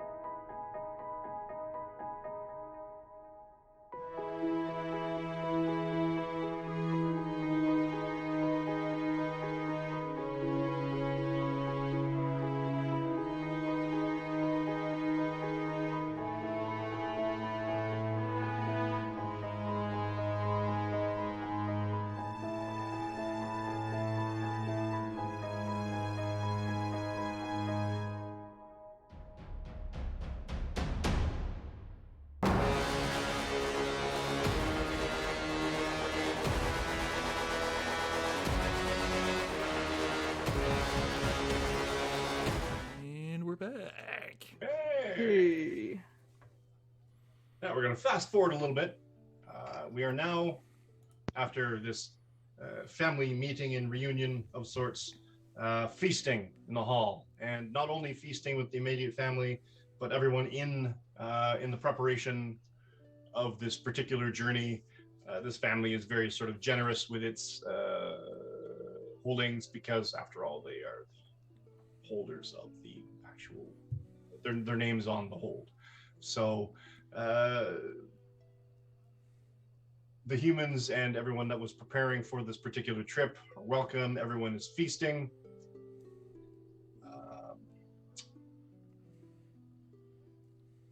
Miles, Yes. what are you doing right now? You were invited in by this eccentric-looking patchwork robed fellow. He's like, come, everyone in, eat, drink, be merry, feel your bones, feed your souls with the good, laden oxen that we, braised on the fire, and come drink your sorrows away, and tomorrow we go out and we get that rook. Then he has a drink in his hand, food in his plate, and just talking to everybody, but also keeping an eye out for anything looking suspicious. I mean, the ragtag bunch of people that came in with the large red Dragonborn, probably the most suspicious looking individuals of this entire place. The rest of them look like, from what you've been here about a week. The Stone Reavers are generous to a fault, kind of sort of magnanimous landholders, as it were, sort of thing. So everyone eats well, and it's a matriarchy. The woman. Just close my thing again. Oh yeah, Mom's totally in charge. Glorifrin is her name. She's definitely the one that rules the roost. Griltham, the stout fellow with the striped in his beard, he's puts a show of being a magnanimous fellow, but he's definitely a prince regent or a house husband, as it were, sort of thing. He accepts it. He's very good at armor smithing, so he does his thing, and he does his thing well, and he keeps everyone. It's almost like this whole community is almost like a beehive of everyone has their unique task, and everyone's good at it, and everyone supplies everyone else with everything, sort of thing. So there's never any want. The armor on all the guards is pristine.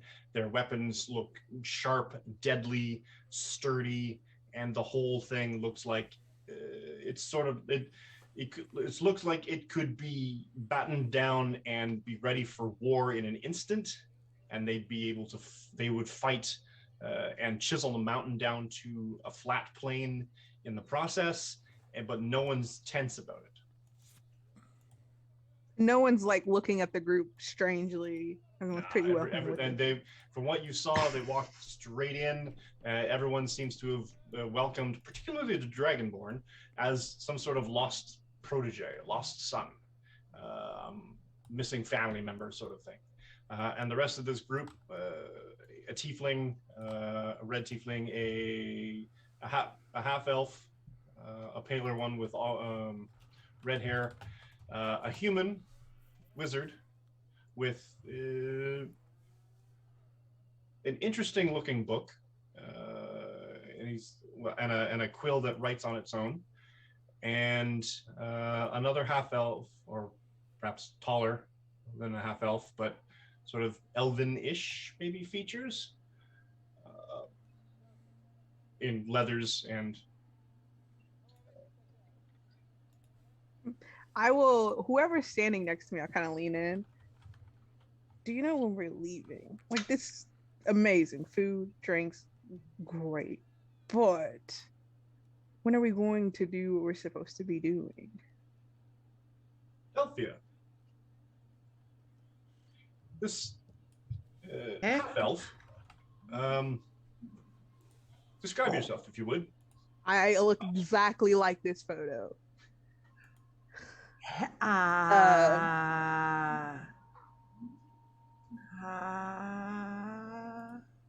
this blush just creeps across her face, and she's just like, uh, Are you? uh, I give her my drink. Do you, are you thirsty? Do you need something? Really good here. Are you? I start like patting her back, and I'm looking around like. Yeah. We just got here. Yep. Are y'all going out with us? You're going after Are you okay? Are you going after the rock that hit the mountain? Yes. Is something wrong with your head? Are you? No. Was it? I'm Miles, and I'll like reach out my hand. Hi, Miles. And do like a little bow and everything. No, I'm not. Delphia. It's nice to meet you. Are you sure? Should I ask one of your friends for? Yeah. Help you? Okay. I'll like turn to somebody else that's not a part of their group and like I don't know what happened.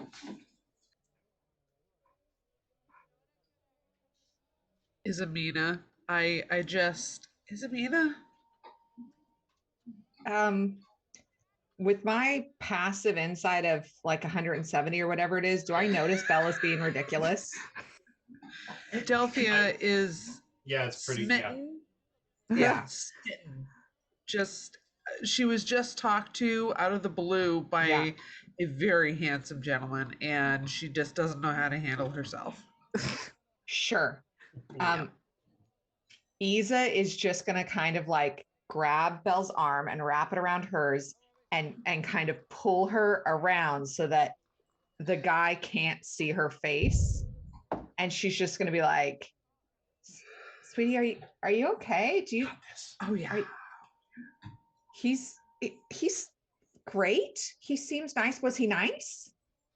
Oh sure. I was startled, I suppose. But that's it. Understandable. You know, us half elves can be quite charming. Can I do anything? Do you want me to? Did you introduce yourself? Oh yeah, I think I said my name. I'm pretty sure I did.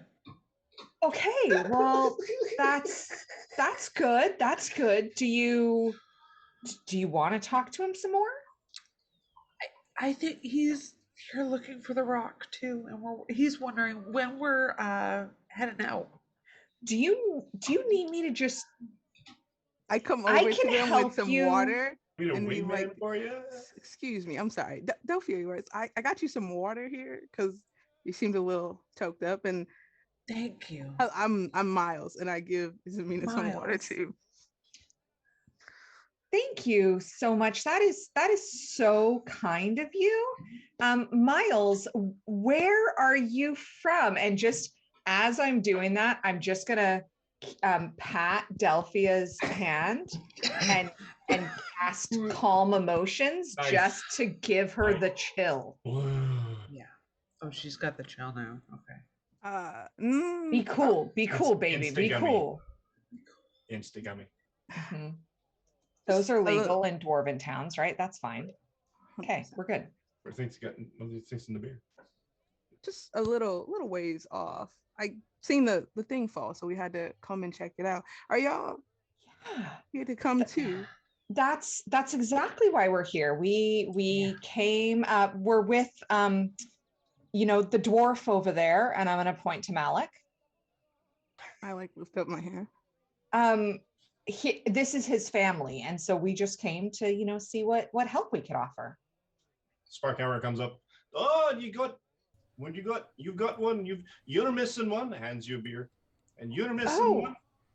Oh, you've met Miles. Good. Yeah, this one's been highly recommended. He's been here about a week. He's going to be helping us. He's a great excavator of lost things. Yes. Really? Right. And who do you come highly recommended by? Anyone really, Try to not discriminate on who I help to find these lost things. Treasures need to be found. I Family are purveyors of art. They find lost artifacts. They return them to the people that belong to them. Yes. That is very admirable. I Claps him on the shoulder. Well, if you need, if I can be of any assistance, as you do your amazing thing, please let me know. I am at your service. I to you all as well. I think this is going to be an amazing trip. Hopefully we find something great. I'm sure we will. So you're good at excavating once we get there. I don't know if you've met my friend Delphia yet. She is amazing at finding things, at like getting us to where we need to go. She can read signs in nature like nobody's business. With animals, she can do wondrous things. She has so many talents. It's why, really, like, we came with the dwarf, I point to Malik, but really she's the expert as to why we're on our way to help out with the rest of you. So we're in good hands then. The best. It's gonna be an easy trip. Yeah. Sure you're okay? I can pump another calm emotions there if you need it, sweetie. Like, she's totally calm. It's just she almost doesn't remember how to stand casually anymore. Yeah, certainly.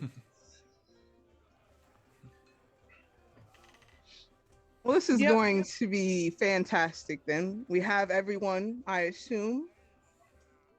Oh, I look around. Has Marcos made his way up? No, there is family and warmth and affection, and Marcos is not emotionally prepared to be around that right now. Great. Not seeing Marcos, I'm just gonna be like, well, Delphia, I'll leave you here with Miles. You two can chat. I'm gonna go. I have to go. We do have another person in our party, and he is probably getting very hungry. So, and he gets a little bit cranky when he's hangry, So I'm gonna take him some food, and I'm gonna go pile like a big plate of stuff. I'm gonna look at Delphia and give her like you got this, and then I'm going to beeline the fuck out of there because I also do not know what I'm doing. Question. Did you change the music? Yeah. It's Friendly Also, Tavern Drinking Time from Sirenscape. That's right. Also check the chat again. And yeah, I'm gonna pile a big plate of food and a couple of ales in one hand and take them to Marcus.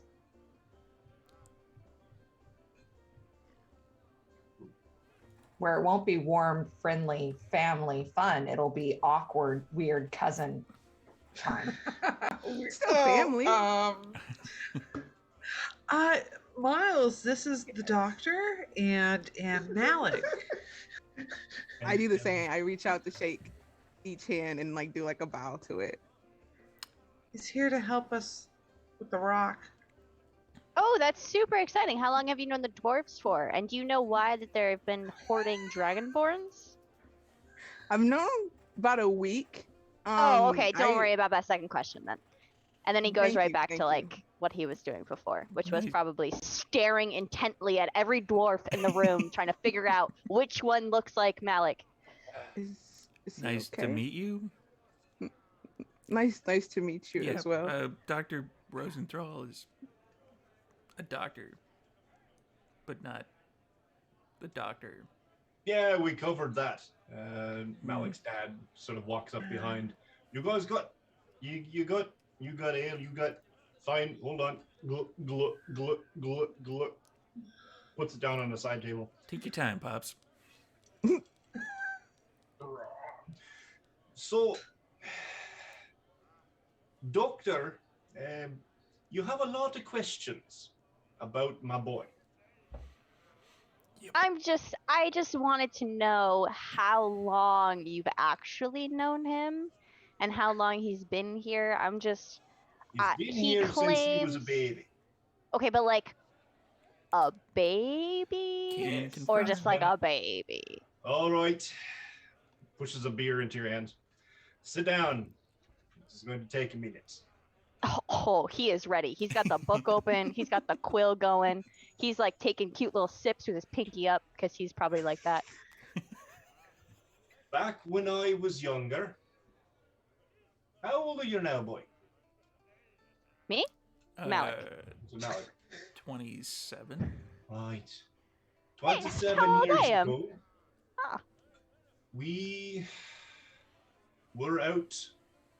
There was a thing. I don't even remember the drake's name. A great red dragon had enslaved its own stock of unfortunate dragonborn to do its bidding, and it was trying to control the countryside. And it was making attacks on villages, it was making attacks on strongholds and freeholds across the barrier peaks.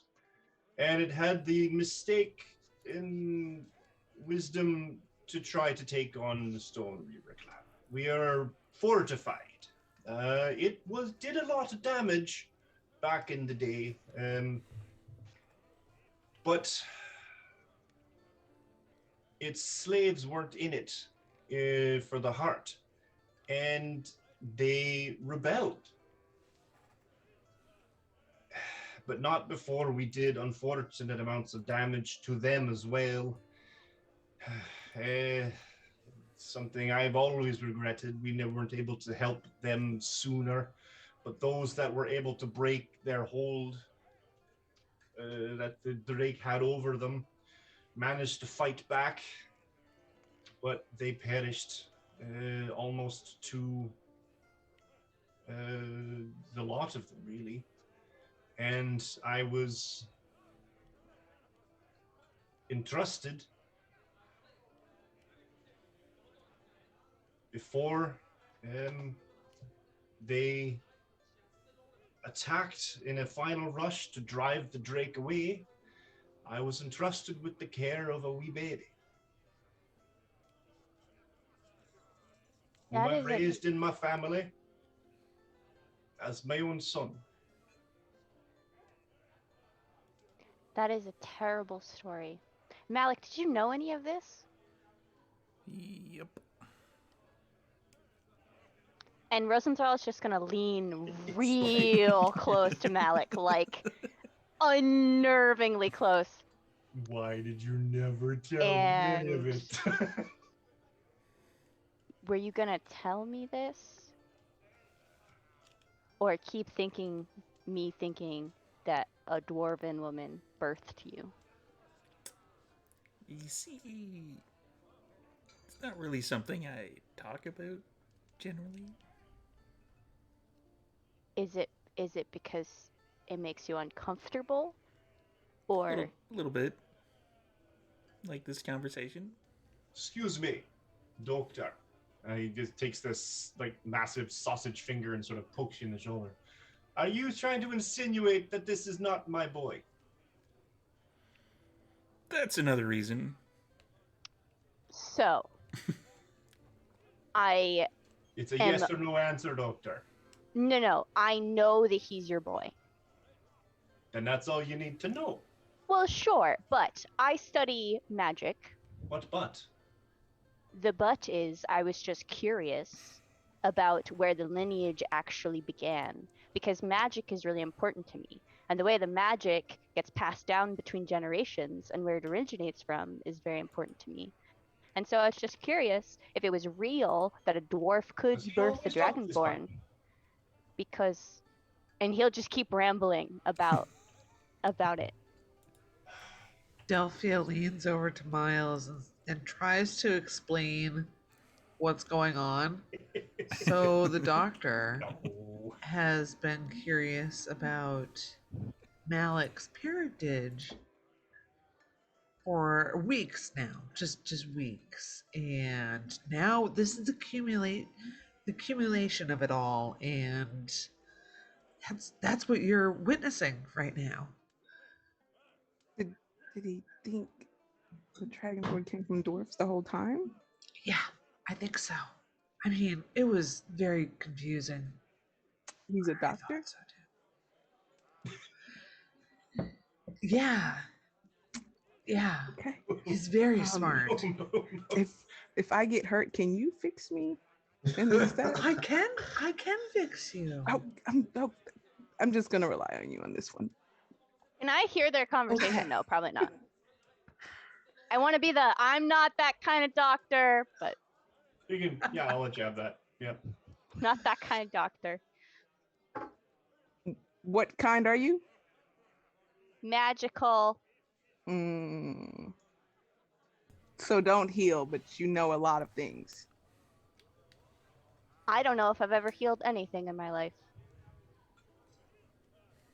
Are you good at destroying things? I like to read.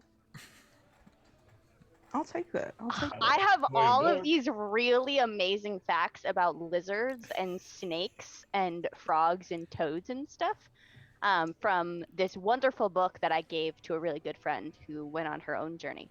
But if you're ever interested in knowing just like too much about anything, just let me know. I got all the information up here. You know, I might take you up on that offer. Okay, well, when we're on our way to getting the rock, I can totally just like recite anything to you. And I've been told that I'm a great teacher and that I just like mesmerize people with my knowledge. Are you doing Yeah. any specific research? Right now? Yeah. Yes. So I wrote my PhD on the Feywild because I was really interested in where the Feywild received their magic. And so right now, I already kind of have a connection with them, and so I'm getting a little bored with that. And so now I'm looking for like where other things get their Miles, magic from. give me a perception check, please. You're getting bored with the Feywild? I'm not. Is that what just Rosenthal Oh, I just got said? You're getting advantage. bored with the Feywild? That's 17. I would like to confirm that from Dr. Rosenthal. Did you in fact Oh, just say he that? absolutely is going to say Okay, that because that's not what he's studying right now. Fair. Right Getting now, he's bored trying to with the study. Feywild. Okay. That's exactly what he says. So what you see, and Delphia as well. Yeah, give me a perception check. And if you want Malik as well, but you're kind of 27. Oh, okay. Well, fine. Okay. And you both see basically as soon as 18 here. you all see when Dr. Rosenthal was talking about sort of study the Feywild, a little almost like a floof of the bottom bits of his hair, sort of his floof, as if a wind just sort of pushed them. Mm-hmm. And then as soon as he says, getting bored with the Feywild, he starts and finishes that sentence. And Doctor, you get bit on your right ear. I do like- He's go ahead. still not used to that happening, and so he would recoil So he's, and "Eh." like Is it He bleeding? kind of does this twitch thing. Are you Straightens okay? up. His ear is bleeding. Eesh. Oof. I like do like the finger to try to see if I can feel a wind someplace. No. okay. Are It's you- not that I'm bored of the Feywild; it's that I always have the Feywild. So like Is I always the have a book out? connection with the book. Is your book in hand? Because you've been writing in it. My book is always in hand. Whether Okay. it's open or not is a question. Give me a dexterity saving throw. Ho, let's go. Oh, it's gonna get Uh, sassy with you. there it is. Don't turn your back on Celefra. It's a 9. A 9. Cool. You feel sharp. Have you ever been caught on a blackberry bush and had it sort of slice into your skin, the thorns, and you get that burning sensation afterwards? I don't think I have, It- but it like sucks. rose bushes, Or maybe? rose bush, something like that. But there's that Okay. extra something. We grew up in the woods. This is the only reference we have. You feel it even if after you pull out the thorn, you're like, oh, it's still freaking feels like there's still a thorn in there because of the Like a paper cut. kinda, only worse, because it's not lemon juice burny. It's sort of that I just had a thing stabbed into my hand, which you do. Did she bite me? Feel as you're holding the book by the binding sort of thing and you're writing in it, you feel thorns pierce into your hand. Take 1 point of damage. Seems reasonable. Do you react or drop the book? He doesn't let go of the book. He will stand there with the thorns in his hand. Yeah, And they he'll react to it. They retract. The thorns themselves and around the binding and then around the edges of the book itself, it's almost like it flushes a little bit more auburn or possibly a little bit of a lighter, sort of deeper burgundy briefly. And then it sort of restores again to that sort of a darker walnut brown. For reference, was this piercing damage? Piercing damage, yes. Or blackberry damage? Oh, piercing. Yeah. Okay. Do we see all this? Like the changes and everything? Because at this point he's holding the book and it's just literally just sort of just like sank thorn-like fangs into his hand. I have a DM question. Uh-huh. Because I've never played a warlock before. Does Mistress of Thorns always have a like physical connection with me through her pack, like what she gave me? I mean, you can. Okay. It's more of a direct window than, say, if you had like the Pact of Chains or something like that. Like a hexblade would have their weapon specifically that they would have a direct line to that entity. Okay. This one basically is essentially linked through the book. She's not like watching your every step or anything, but there's sort of, I would say it's kind of an empathic sense of what goes on. Okay. So then does he get the impression that this is Rowena, or does he get the impression that this is the Mistress of Thorns? This one you definitely get the sense that you're not being listened to, but the sentiment was sort of a, hey, yeah, really? You're getting bored with the Feywild, are you? Folk? Well, this is happening. Can I look around the doctor and see if I see like any ghosts or spirits? You give me a perception check if you like.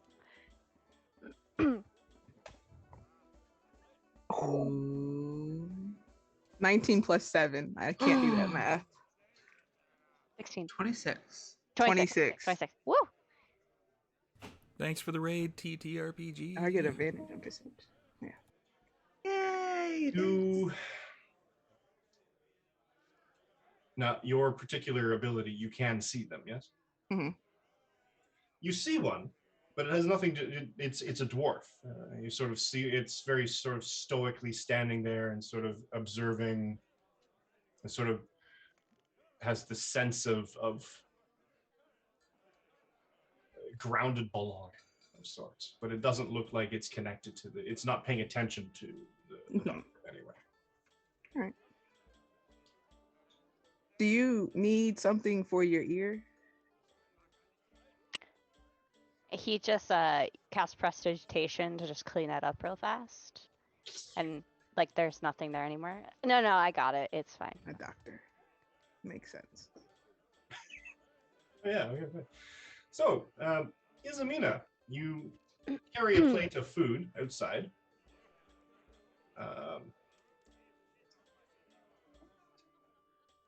Followed by looking for Marcos. Grandma comes out with you. Trumps down the stairs. Ugh. Family a bit much for you? Sometimes it well, Dad gets into the sauce and then he starts talking about the old days and becomes a tiresome lout, but that's Da. It's good that Malik's back. Don't know why Uncle Sparky's sending him off to find that rock that fell out of the sky, but yeah, I mean, keeps him busy, I guess, and keeps him close to home. So, what are you gonna do? Where's your friend? I didn't see him inside. No, I think he's not really one for celebrations of that sort. It's why I'm bringing him. Reaches into a pouch, pulls out this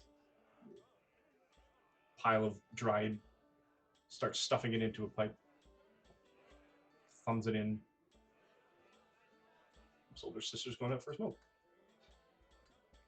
Marcos No, is sitting with the horses and the wagon. you do know that's not super the healthiest for your lungs. Like there's other ways that you can consume that makes that. You know what? Never You want mind. me to chew it? I don't. Ugh. I don't want to get into your business. Be healthy, please. Make wise choices. Okay, I'm gonna go find my friend.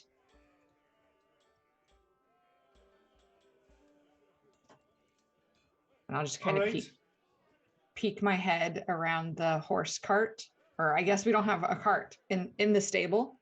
Just say, hey, I brought you some food. Oh, hey, thanks. I admit I was not enjoying the idea of eating trail rations. Here, if you want to be alone, I can go. No, I don't mind the company. It's just a little much in there. Here. You know? Yeah, no, there's like a super hot dude in there and he's got Delphia all flustered and like it's and the doc is finally getting all of his answers about Malik's family. He's not a dwarf. I didn't see that one coming. And Oh, who could have? He's got this really cool metal beard now though. He can like swing it around and hit people with it. Don't get too close. Well, I already was learning to stay outside of his maul's reach, so I think the new beard shouldn't be too complicated. And starts eating the food. Are you okay? I'm going to assume that's a rhetorical question. I mean, Are you okay, Isa? Yeah. yeah. So I keep having these dreams about going back to Thalos. Since we already hate our family, like, should we go do that? Do you think at some point in the future? I don't know. I'd like to know what they were hiding, is all. On the one hand, I don't care. On the other hand, I don't know. Like, we could go, but what are we going to do? Are we going to overthrow a tyrant, reclaim the throne?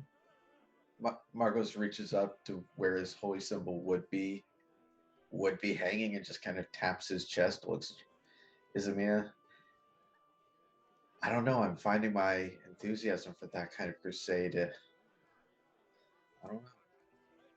I don't even know if he'd answer me if I asked for spells. Have you asked? No, I'm scared. I'm too scared to ask. I mean, what do I do if he says no?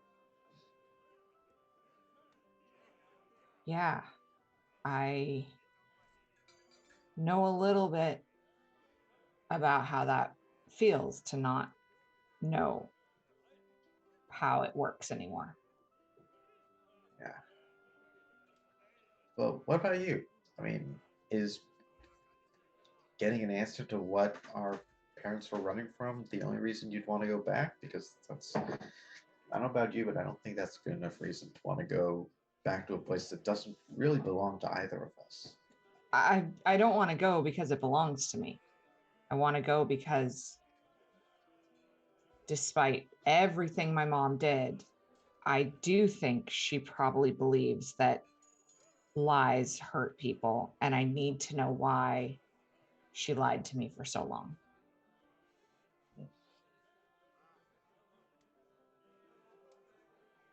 And Well, what if there's more of us? Like, what if there's more of us that are being hurt by this family stuff? Like, don't we owe it to them? do we? I didn't know you were family. You didn't know I was your family. But I know now I can't not act on that. From what my father said,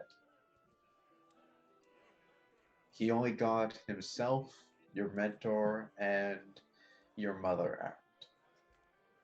If there's anyone else, if there's any more family we don't know we have, they're probably dead. Because my father was too selfish or too short-sighted or too scared to include them in his deal.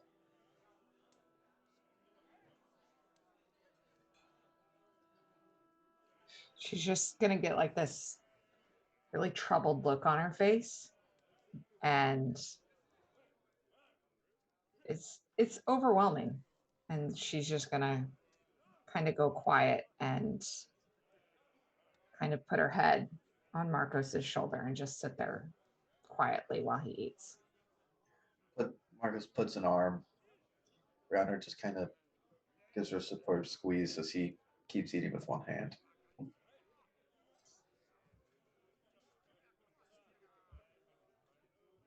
And as the night wears on, merriment is had, drinking is had, bellies are full, guest quarters are arranged. The one thing that Rosenthal probably would notice is that Malik starts to slide a little bit more into the Scottish a bit more than, like, he starts to get his accent back. Every now and then a word pops out, it's completely dwarvish. Yeah. But he completely ignores, he just keeps talking as if it was a standard thing. What, you don't understand? Yeah. And merriment, the hosts are genial, and beds are arranged with the intent basically to leave in the morning for the crash site of the meteor in question. Does the uncle ever come to talk to Rosenthal? Actually, yeah, we'll do that. Sure. At one point, he does over the course of the night. This is probably where he's like apologizing profusely to Rowena, so he's just like talking to his shoulder. Probably looks like a crazy person. Well, I mean, it's the uncle. So you're kind of talking to, and you're sort of pressing, and then you see out of the corner of your eye, nice big meaty hand comes up, plop right on the shoulder, same shoulder that you were talking to with Rowena. Lad, so you're Hello. a bit of a spellcaster, are you? A little bit. Are you? and you basically feel sort of this small hand sort of grab a hunk of your hair, sort of just hangs there. Is that like the big honker hand, or is that like a Rowena hers. hand? Okay. Rowena's hand sort of clinging to the back of your hair. Okay. He's gonna like hold his head down a little bit, so she's got like a little bit of a platform. And then he takes his hand off, looking behind you. He's like, "Buzz off, you wee gnat," and slaps at her. Oh, don't do that. That's a bad idea. She's not a gnat. She'll eat you. Oh, she's welcome to try. Think we have an understanding. I'm trying to help your boy here. Go and eat some food. She's mad at me right now, so I don't know if that really is going to help anything.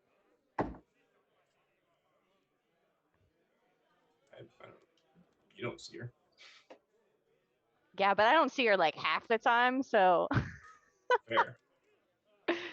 The handhold on your hair releases. Yep. So what did you want to talk about, my lad? Well, you had enchanting you wanted to do. I do, and we're gonna go get you a rock apparently, so you can do enchanting. Oh yeah. Yes. I have a plan for that. That is really exciting. I'd love to hear it. But in exchange, I need some things enchanted if you have the time and efforts. And I have some gold I can supplement if possible. Go on. And he pulls out a old lizard he had. He just like places them on the front of him. I would like to infuse the spell light into these, so my compatriots and I can easily see in the dark when we need time, when we need to. I could do that. You might not have them for tomorrow morning. Oh, that's fine. It's mostly in case I'm not around, because I obviously can cast these things. But... Yeah, I could do that for you. That should be no problem at all. Oh, that would be lovely. Is that it? And he kind of like looks around at like other things on his body. I mean,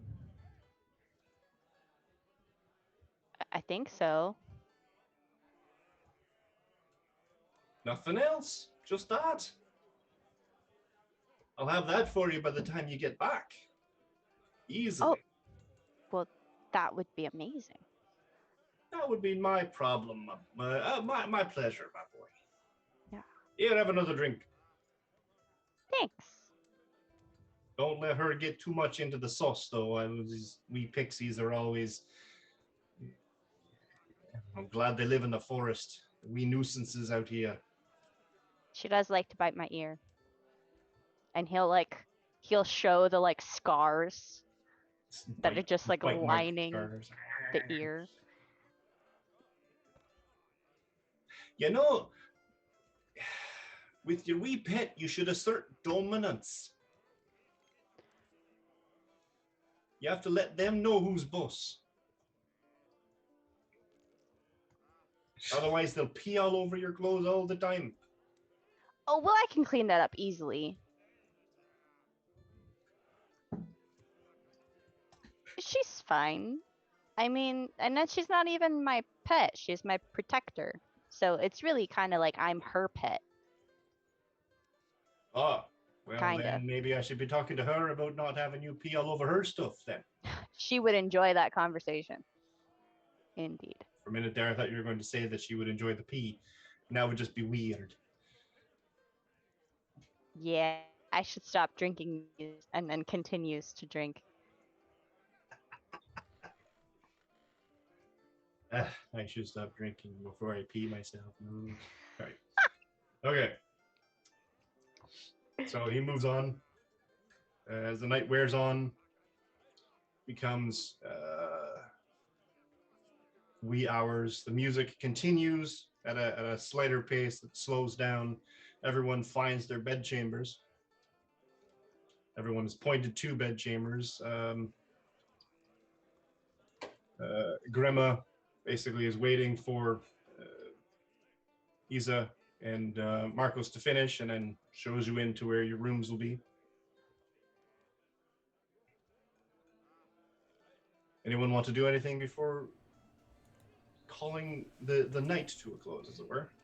Yes. We're not done yet, just calling this particular night to a close. Marcos is going to, when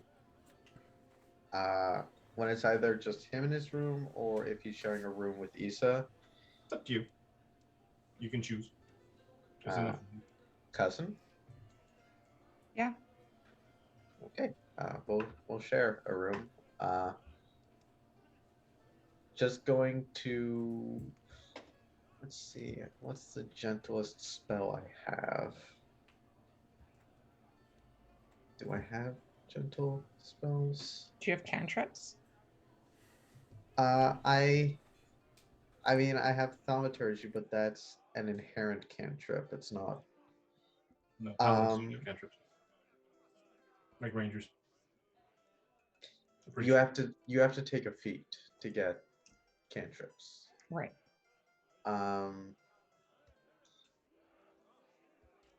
Marcos is going to stop outside the door of their room. Is going to look down, look up, please, and he's going to attempt to cast Misty Step. Cool. Where are you going with your Misty Step? Into the room. You feel the familiar surge of energy, the buildup of arcane magic around you, sort of thing. The sort of almost the half portal. You take your step forward, whoop, into the room, and everything goes black.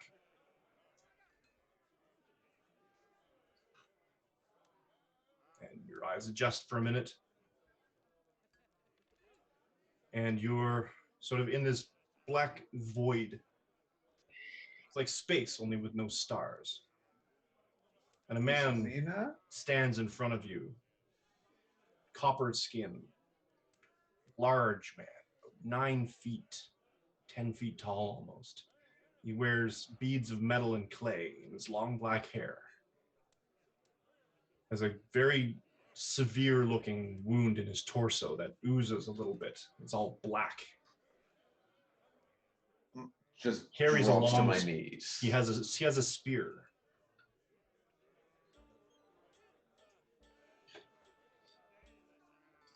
Forsaken so soon. Why would you think that I would turn my back when you now have so much vengeance to find?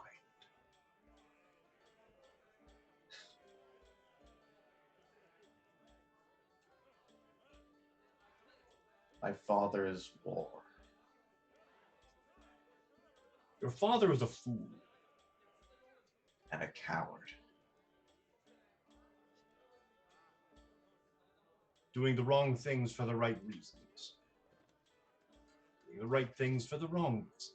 It's all the same. The damage is there. What is your task? What is your oath? To punish those who have done wrong. Has he to done? Balance the scales. He's lied and he ran. That's not wrong. He could have fought. He could have stood. And died.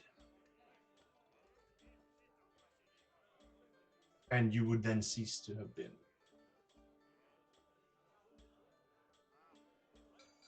Choices were made in desperation. But that is not his fault. His aim was pure, his deal ill-advised. But here you are. And now, as your chosen choice to be the spear, what are you now going to do? What are you going to do about the choice he had to make to safeguard what he could from those who would have destroyed him?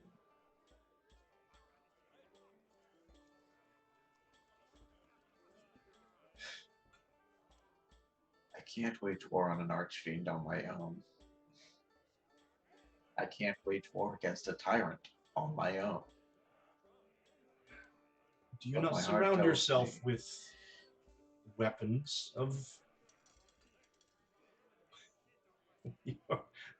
of your that reflect your righteous fury?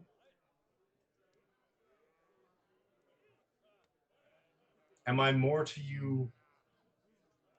Am I no more to you than a holy symbol melted into fodder? I don't know what you are. What do you carry in your hand? A spear.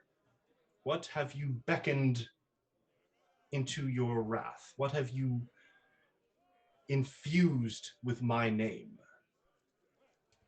What A have you spear. used as the instrument of punishment in The my name? spear. You carry my symbol with you. I'm more than a piece of silver trinketry. It disappoints me that you lost sight of that. But not so much that you should be punished for it, because you have a lot to focus on. You have an enrichment of vengeance that you can now enact in my name.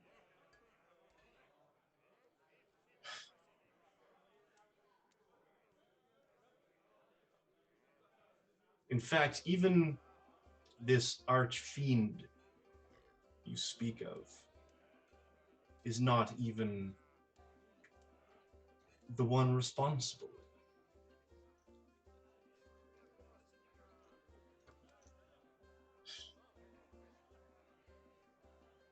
Simply an opportunist.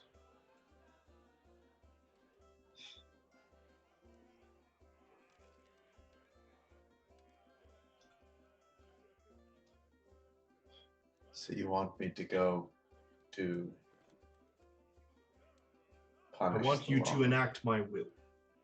I want you to act in my name. I want you to find victims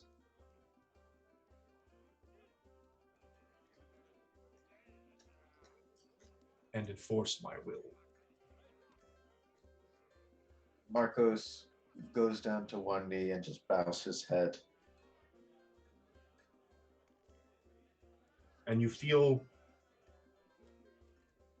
warmth basically sort of cascade through the spear into your hand and up through your arm. And you feel it almost as though it surrounds you, it holds you in place, and it feels like a hand, a very strong, very firm hand on your shoulder. You've chosen your path as my knight. Why would you turn your back when there is a riches awaiting you? This is what you chose to do.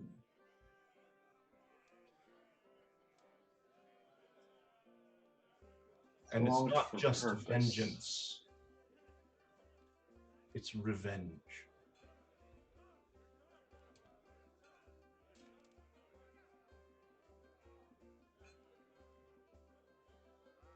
I longed for purpose, Lord. I never longed for riches.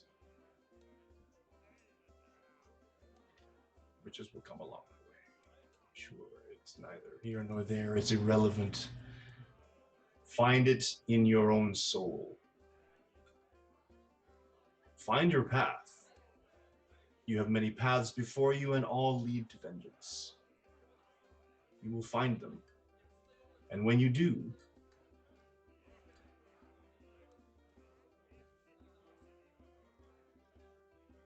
rejoice in my name. And with that, the room kind of clarifies.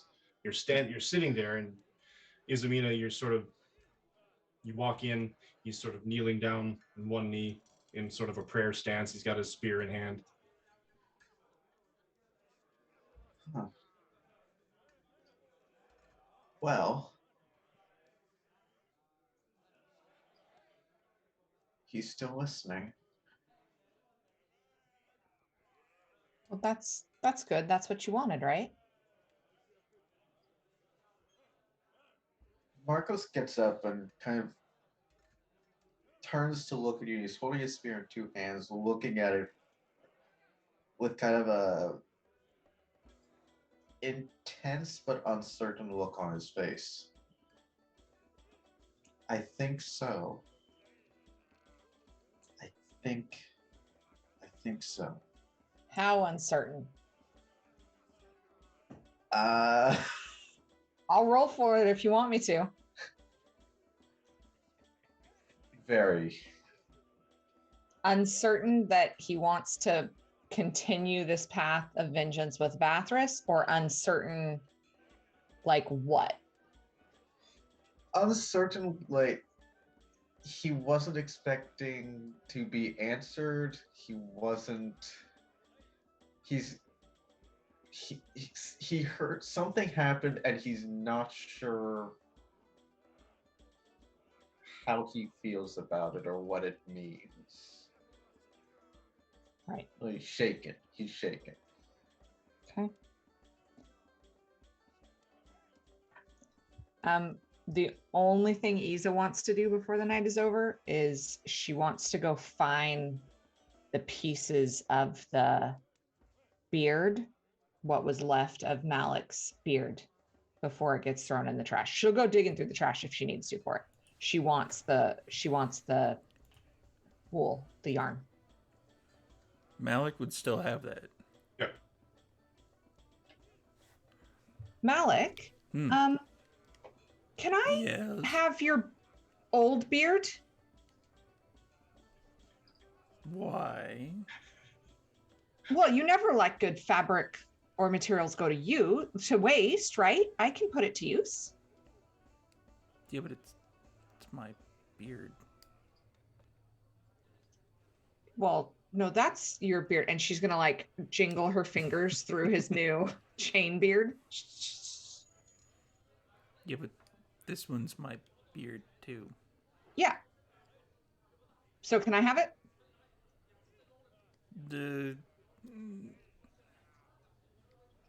Not really. Like, what do you want it for? I was gonna do something with it.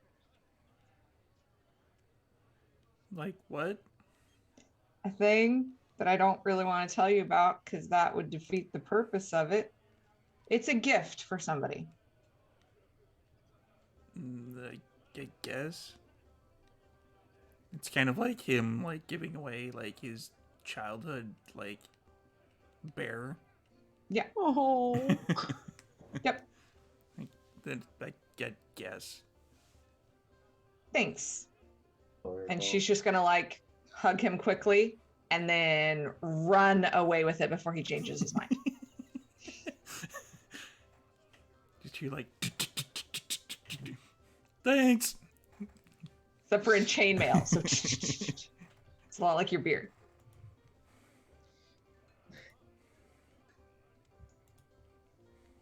So, with that, we close for the evening in terms of the festivities for the night. And now we can do one of two things. We can take this to the location, which would take another couple minutes tops, or we can end it here. So we do a few more minutes. I'm game for a few more minutes. Yeah. And I have a Both? feeling arriving at the location is where the fight is. There's no fight. Sure, there's no fight. I do not trust Not you. what you were No saying in the fight. Discord. I do not trust you. So, I trust you to all be right. untrustworthy. so the next day Right. takes early start. Everyone wakes up, brisk morning breakfast, brisk morning constitutional sort of thing. The dwarves are packed and ready to go. The pack mules are laden with supplies, and you set off, unless anyone else has anything in particular they want to do quickly, to the destination, which they identify as. Look this up really quickly. Come on.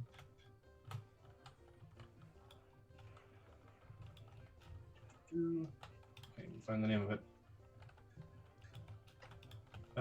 Kundrakar. It's an old dwarven stronghold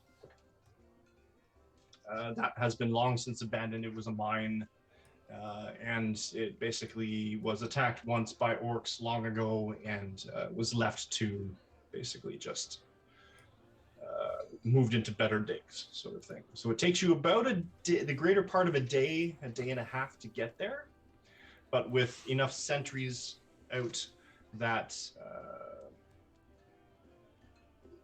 nothing comes close to endangering the party. You get good full nights, a long rest, as it were. So if you haven't done that in your character sheets yet, please do. And you get to the. I need to do this real quick and Steve to change music. That. Oh boy. That one.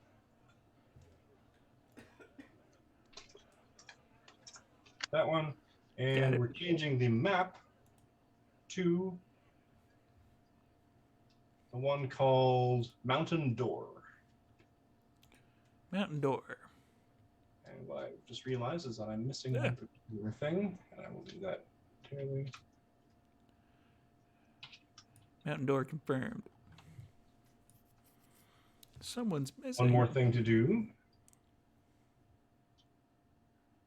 And I have to download a token really quickly as soon as this thing decides to open for me.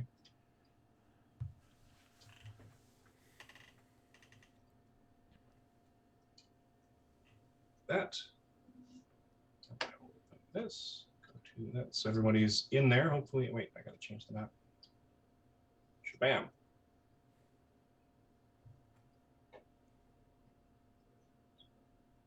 There.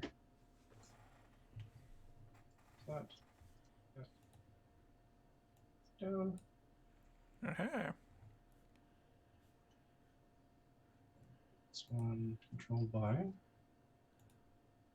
me and you. So now you should have,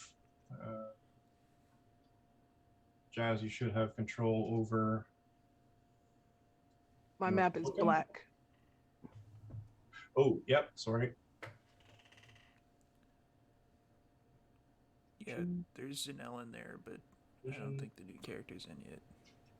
60. All right, I see it. Work. Yep. You should have sight if you have it. This one doesn't for some reason. And Doctor has night vision goggles, yes? Oh, no, wait. Yeah, do you? I do not have dark vision. I have dancing Nope. lights. You have dancing lights. Zeno would have gave the dark vision goggles because she tried to give them away before she left. Or did Malik have? I don't think Malik had them. One of you is blind. I don't remember which one. That'd be me. Yeah, I can't see crap. I also can't see anything. Okay.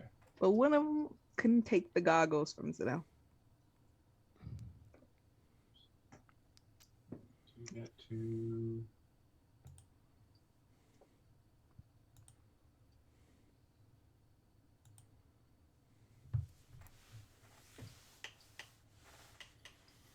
Sorry, guys. I just need to find the map that has. Find the map, find the map, find the map, find the map. Hey. So Miles, you see, there are these things called lizards, and they can like molt their skin, and they usually lay eggs with shells as opposed to unshelled eggs. I'm not really sure what those are, because I'm not that type of doctor. And then snakes. Snakes are super weird too. You know, they can like unhinge their jaw and just like gaping open to like swallow things. How insane. This is fascinating. I'm not going to lie to you though, Doctor. I was wondering more about facts about the Feywild. But you can definitely continue with the lizard facts. I don't know. I've met a lizard in the Feywild. And he'll ask in Sylvan to Rowena, are there lizards in the Feywild? Of course, there are lizards in the Feywild. I didn't see any. Frogs too. There's frogs in the Feywild? Where do you think Jeremiah is? I thought he was in Delphia's pouch. Oh, he stayed. Why did he stay? Well, I didn't ask him. We have to take a trip to the Feywild. We should check on him sometime. I'm sure he'd like that. I think he would. I really liked him. He was cool. Yes. I think Delphia would like to go back to the Feywild also. And he's talking, Miles, Jazz, he is talking to his shoulder in a different language. I don't know if you know Sylvan. I don't think so no more. I do. Well, then you hear this entire conversation. Ooh, that's fun. Who are you talking to, Doctor? And he'll just give the side eye to Rowena, just kind of like. So lizards and frogs in the Feywild. It's good to know. So everyone can see their place up in the top left corner, I guess. And those don't look like globes, but it was the first token I found. But Doctor, you can control them. Okay. And let me just find one last thing. This basically, you come across a winding path that leads up to almost a cavern secluded between jagged parts of the peak that lead to a path that lead to this cleared off landing that you are. And it ascends to basically this cleft in the hillside and ends at these stairs. The path climbs up a last steep switchback toward a bare shoulder of rock. The hillside rising steeply on your right, dropping away precipitously on your left.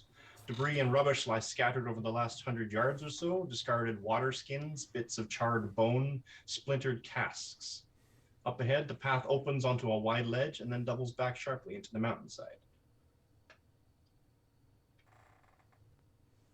And it seems to just sort of go in and up more stairs.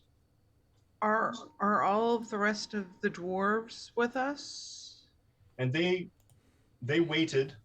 Do we have the B team? The what? The B team, because we're the A team. No, the B team is waiting for you down a ways at let's call it a B camp, base camp. It makes sense. I would like to start looking for traps and keeping my eyes open for them. Cool. Give me a perception check. Okay, it says like. And this is where the rock landed? Somewhere in here. 25. 25. All right.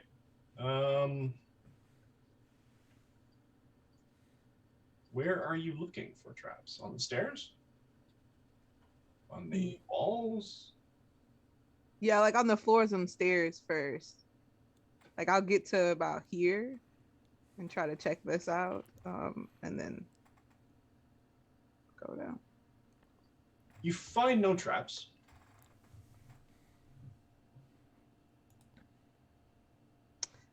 Are we moving forward? Well, I think the first thing we need to figure out is whether where we want to go is up or, well, down. We don't know how far the rock might have drilled into the mountain when it hit.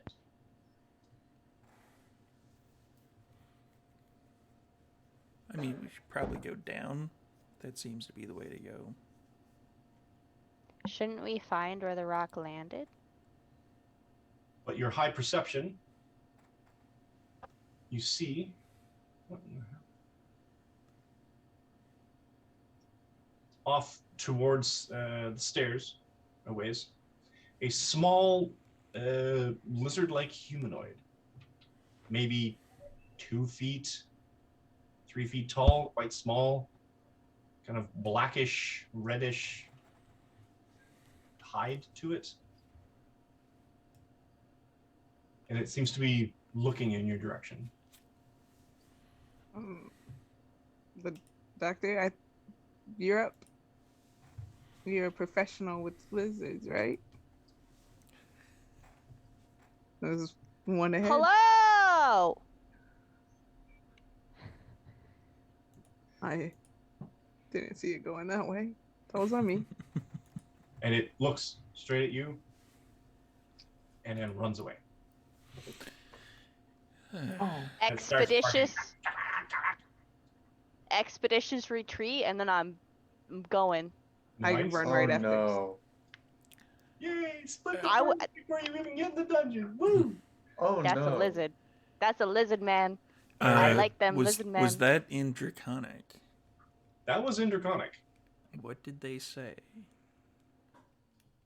Ooh, I would know this too. Intruders. Fresh meat, fresh meat. Oh. Probably not a good idea to run after them.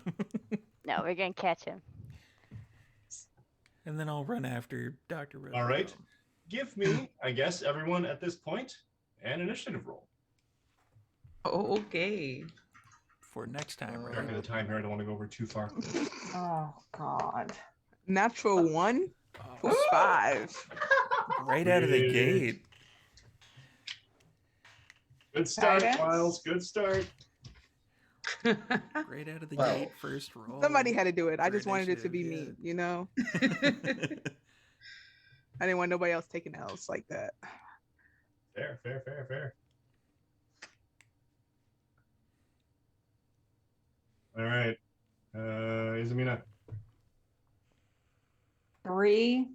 Woof. Ooh. Marcos? I'm gonna be like, Delphia, okay. 12. Stand with 12. your hand like on your thigh and your other hand just like casually in your pocket when you're around him. Like shoulders back, drop them a little bit. Mallory. I'm gonna like Shoulders back, chin up, head to the side. find your light. Balance this book on your head. Mallet. 7. Oh, jeez. Yeah. Yeah. Oh God, you guys. Wow. Delphia? Dirty 20. Nice. There Hey. we go. There we go. Lad. Somebody- And- Glad. I have an 18. Nice, nice.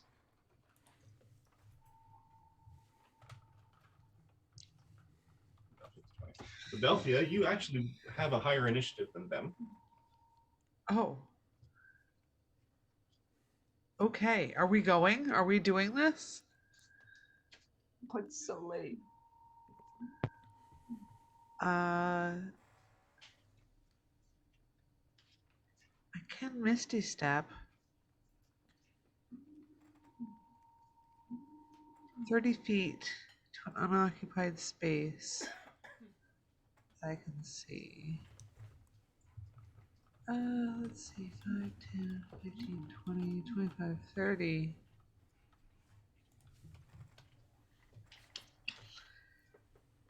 Oh boy. Sorry. I was all impressed with my big initiative, and then I gotta figure out what to do. I'm just gonna run after them, I guess. Okay. I've got, so my movement would take me here, Yep. and then I'll use dash. 15, 20, 25, 30.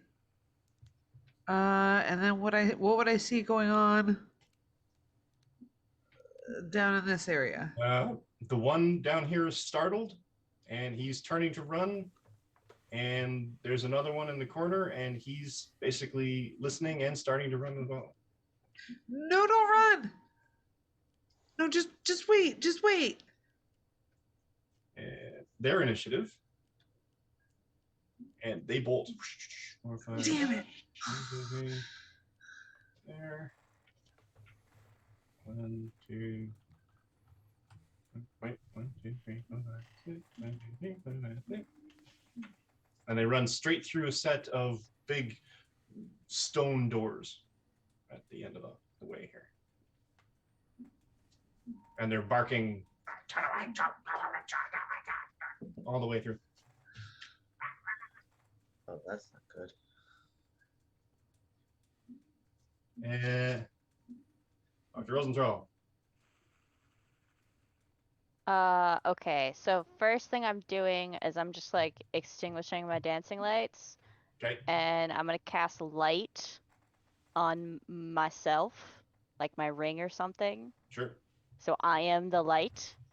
And then I will cast Expeditious Retreat as bonus action. What's the bright light radius on? 20 feet.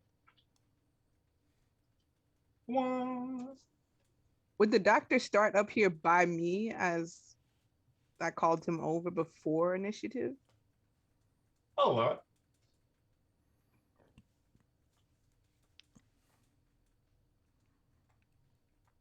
Oh, I actually could have moved 30 more feet. That's okay. And then I still have my movement. Yep. Yeah. So I'll move to here. But you cast Expeditious Retreat, though. Are you going to move any farther? I do not think I can use it on the first run. Oh, okay. Because it's a bonus action. You cast a spell, and then as a bonus action on each of your turns, until the spell ends, I can take the dash action. Yeah, that's fine. Yeah. So I cast it, and then... So it's a bonus action spell? Yes. Oh. So you use your bonus action to cast it, and then you can use your bonus action after that Fair enough. to give yourself dash. Yeah, it's weird. Marcos. I wish it was like, and you also get to move this turn, but... I heard yelling and shenanigans, but I'm not hearing anything blow up, so I'm just gonna kind of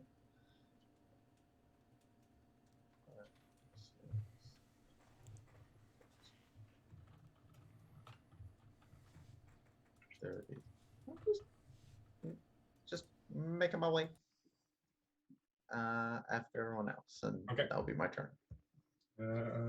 Malik. All right, I'm gonna beat feet. Let's see. So 1, 2, 3, 4, 5, 6, 7, 8. I can make it to here.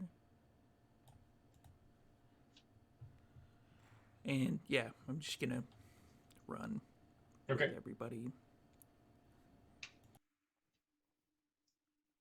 And Miles, you're up.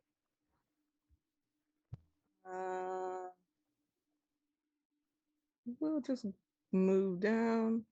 Just a full run. Everybody just running right in? I'm not running. I'm walking. Everyone else wants to run. They can run. I'll run when it's time. How far away are they? Can I see them? Oh yeah. Everybody's just sort of running down the steps. Are they within 120 feet of me? They are. I'll cast slow, 3rd level. Okay. Whoa, whoa. You didn't Just- count to 60. Hold on, guys. Nice. Nice. He's my cousin. I can't do that anymore. Now it's just weird. Yeah, no, I'll get up here, like close to them. Okay.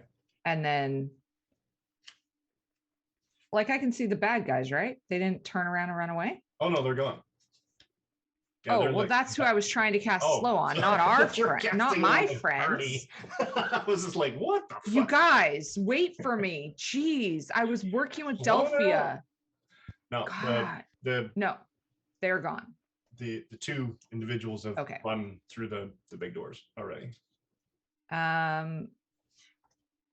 Yeah, then I will use my whole movement and action and all the stuff. Okay. Delphia. Oh, okay.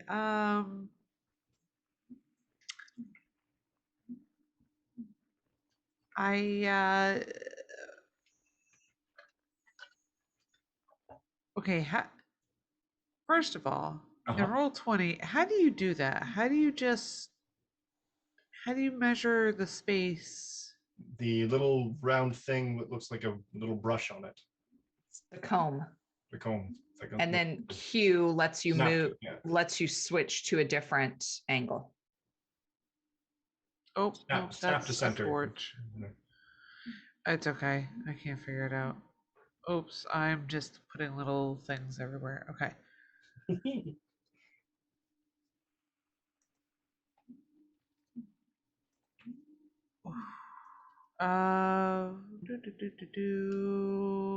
I'll head down the stairs. Okay. Well, I'll stop at this. Is there a skeleton on the There's a stairs? What Humanoid? humanoid? Okay, very dead. Oh yeah. Okay.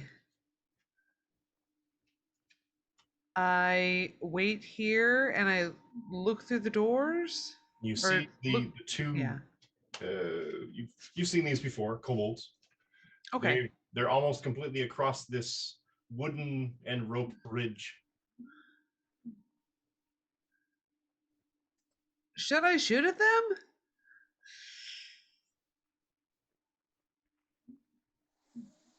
I ask of my friends. Yes. I mean, Yes. when in doubt, shoot them. I'm They just were glad I'm calling for behind you. help and backup. Bad thing. Okay. That's a 14 plus something to hit. Yep, that's a hit. Okay, that's a 14. That's a hit. That is a D8 plus 2 then. That is a 7. Oof, 7 damage. Okay. Thing. Okay. It strikes it in the back, and it falls on the man, but stays on the bridge. The other one. That's my turn. Oh wait, you've got a second shot. I sure do. That's a 17 to hit, Yeah, it's also a hit. and that is a 6 damage. Okay.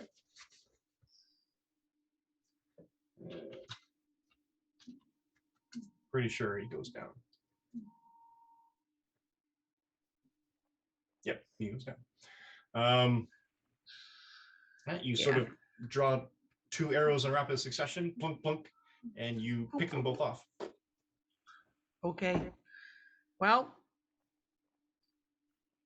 One collapses just off the bridge, and the other one falls and sort of just lays there on the slats. Both unmoving. okay, they're down. That's my turn. Rosenthal.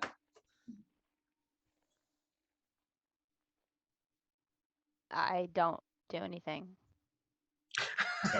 You're not coming any further down?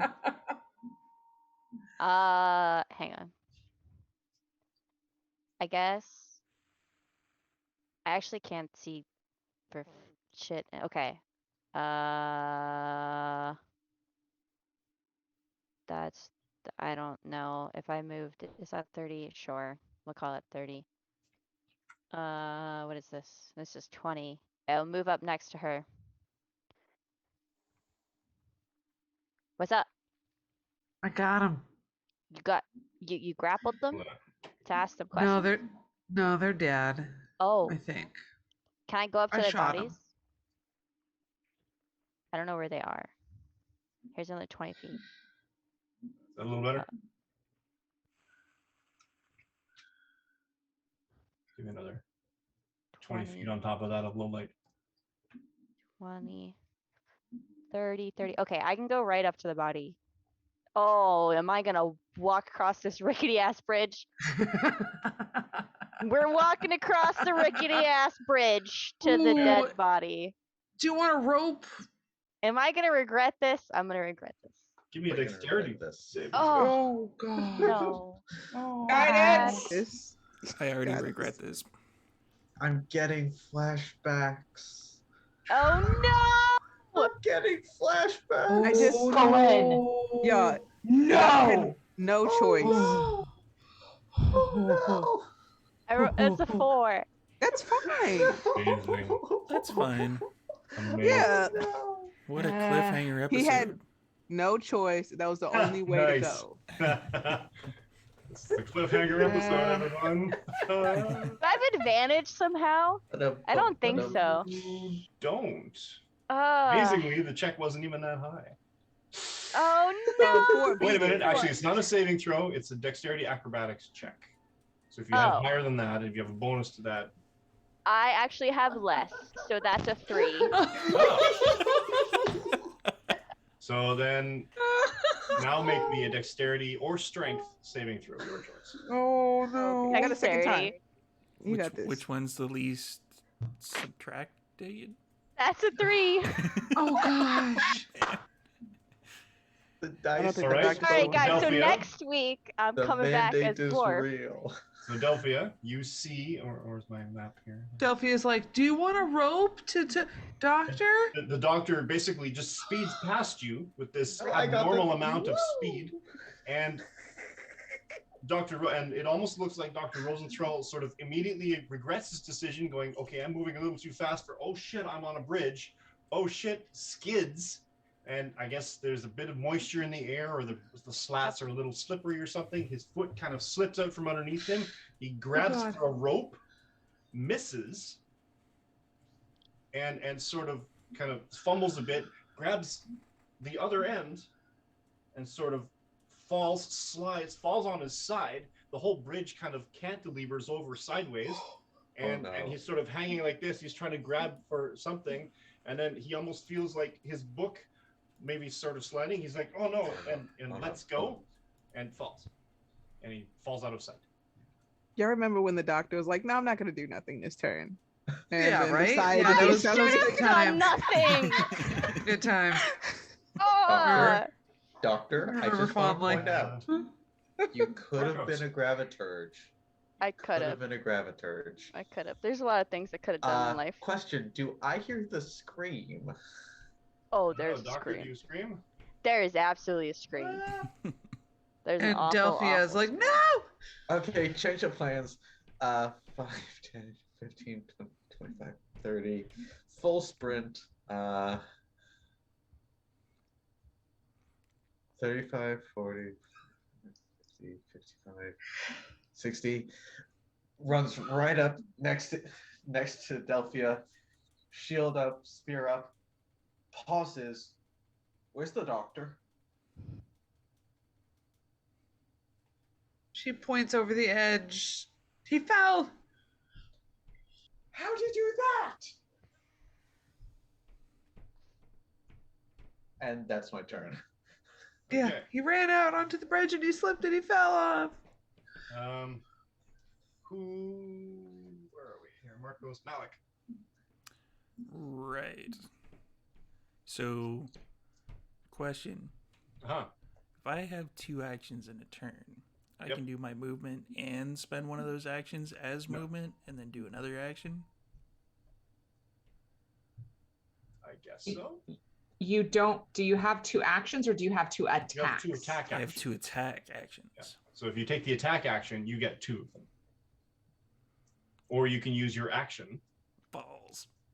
as movement. Can you attack the ground with your feet in a forward momentum? Mm-hmm. Yeah, that's my question. Stomp. Uh-huh. Aggressively.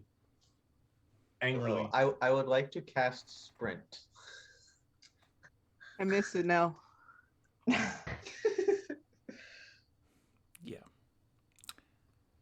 Yeah. So You're hustling. So how far are you going down? I would be able to make it down to there. 200 feet, like Dr. Rosenthal? Wait, 200 feet? I'm kidding. 200. Well, that's what I'm saying. Like, would I be able to? Because I could sprint, but if I had the extra attack, I'd be able to do something like maybe grab Rosenthal on the way over Nope. as a bonus action. Nope. Toss a healing potion at his face or Also no. something. Nope. I think the doctor just key fished. You're gonna just hurl a potion down and hopefully hit him. No, Throw it into the dark. this is canon. The doctor Uncork it, just just sort of fished. spray it over the side and see what happens. Maybe he'll get a hit point out of it. Actually, Miles. hold on. As a question, Oh, yep. can I Let's just go over with him and then grab him and then try to like grab a hold of the side next turn? no. Well, Because he fell. Because on I a am. different, Yeah, on a yeah, different he attack fell. initiative point than you. So you'd be going down after him. That's what I'm saying. Are you going to try to literally pull some sort of weird Hollywood thing and Oh, yeah. fall faster than he does? Yes. Pretty sure that's not how physics works, but I can like. I form will up. I'm a counterpoint. Dragonborn. This is all happening at the same time, Yeah. technically. Within That is my 6 counterpoint. seconds. Oh yeah, I'm going down after him. okay. Oh my god. I am here. I for feel like this. that's gonna be worse than if he just lets me go. I can only cast 1 Revivify at a time.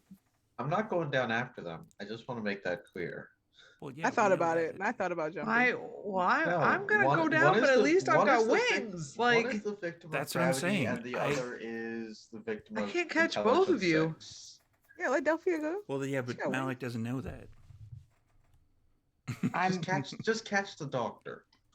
gonna Malik's fine. He can unwrap tank this sneaky rug that I've been carrying with me, surprisingly, for the last 36 episodes. The rug that you Is it- stole off the floor of the A whole Archmage's new tower. world. Yeah, that one. Oh, yeah, Is it no, my yeah. turn? I totally knew about that rug. Yeah, it's your turn. Yeah, I'm Miles. going. I'm Miles' going turn. after the doctor. Oh, okay. And so That's you my are just going to action. leap off the bridge. Yep. Okay. I I'm gonna move here. Hold on a sec. okay.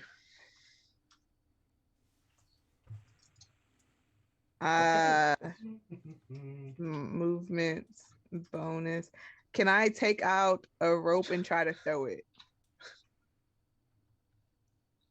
Do I have rope? Hold on. That'd be a good question. Yeah, I'll take out hemp rope and try to throw it down there. That's something to grab with my action. All right. So hold on a sec.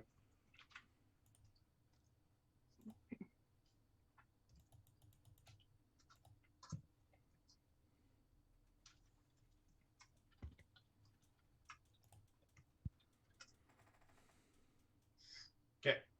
Back to the map. I've killed 2 of you. That's fair.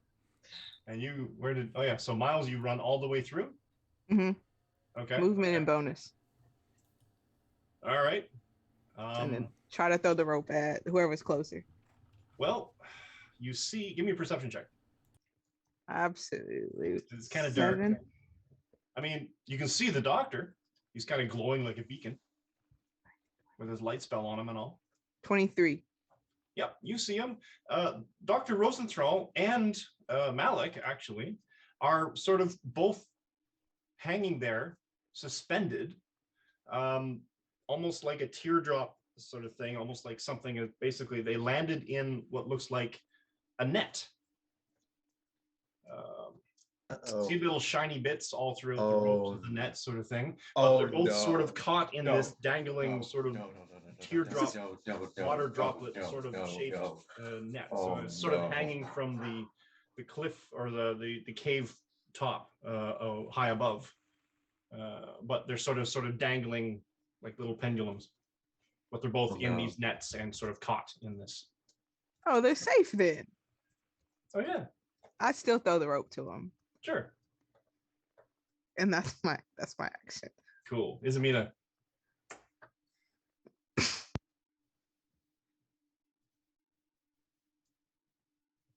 I am going to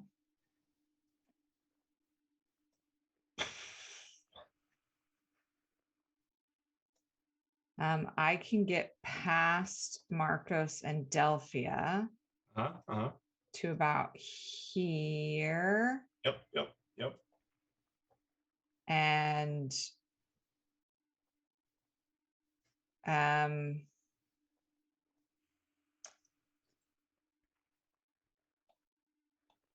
I'm just gonna yell at Delphia as I'm going past.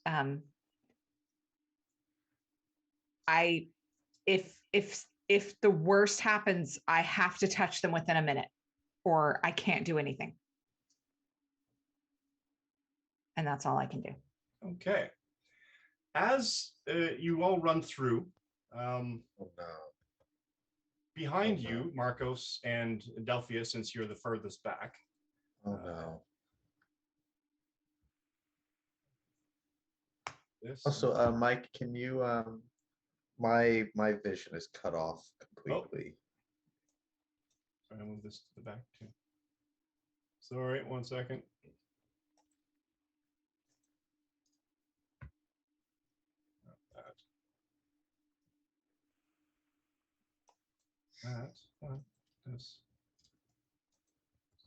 That layer. This moves to that layer. This moves to that layer. And move to that layer. This one. These white circles are nothing, right? Like those.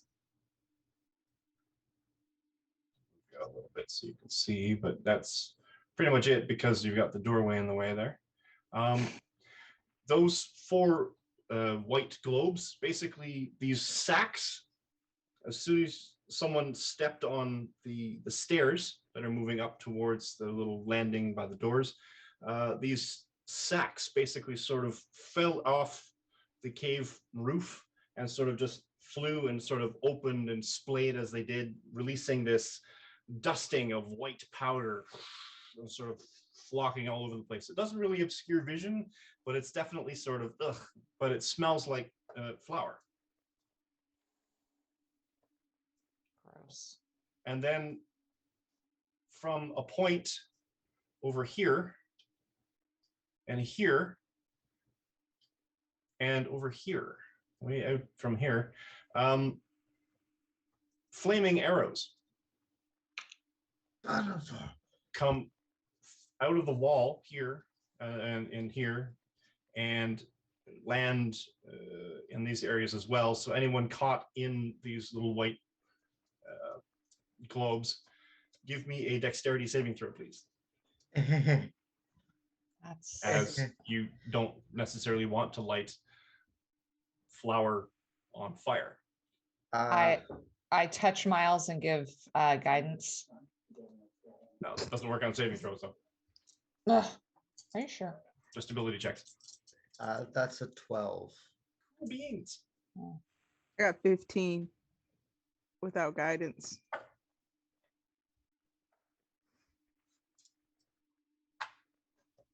Izamina? 3. Cool. Delphia? 13. Okay, Delphia, you and Miles take 1 point of fire damage. And Marcos and Izamina take 2.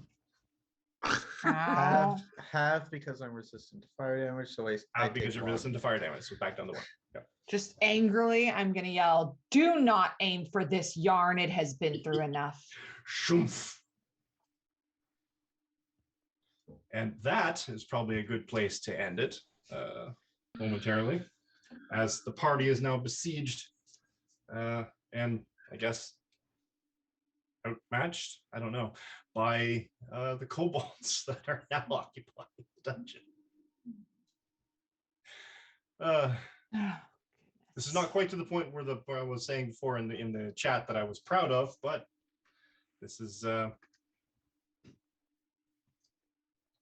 and you catch your DM on a day of these, like, how can I punish that?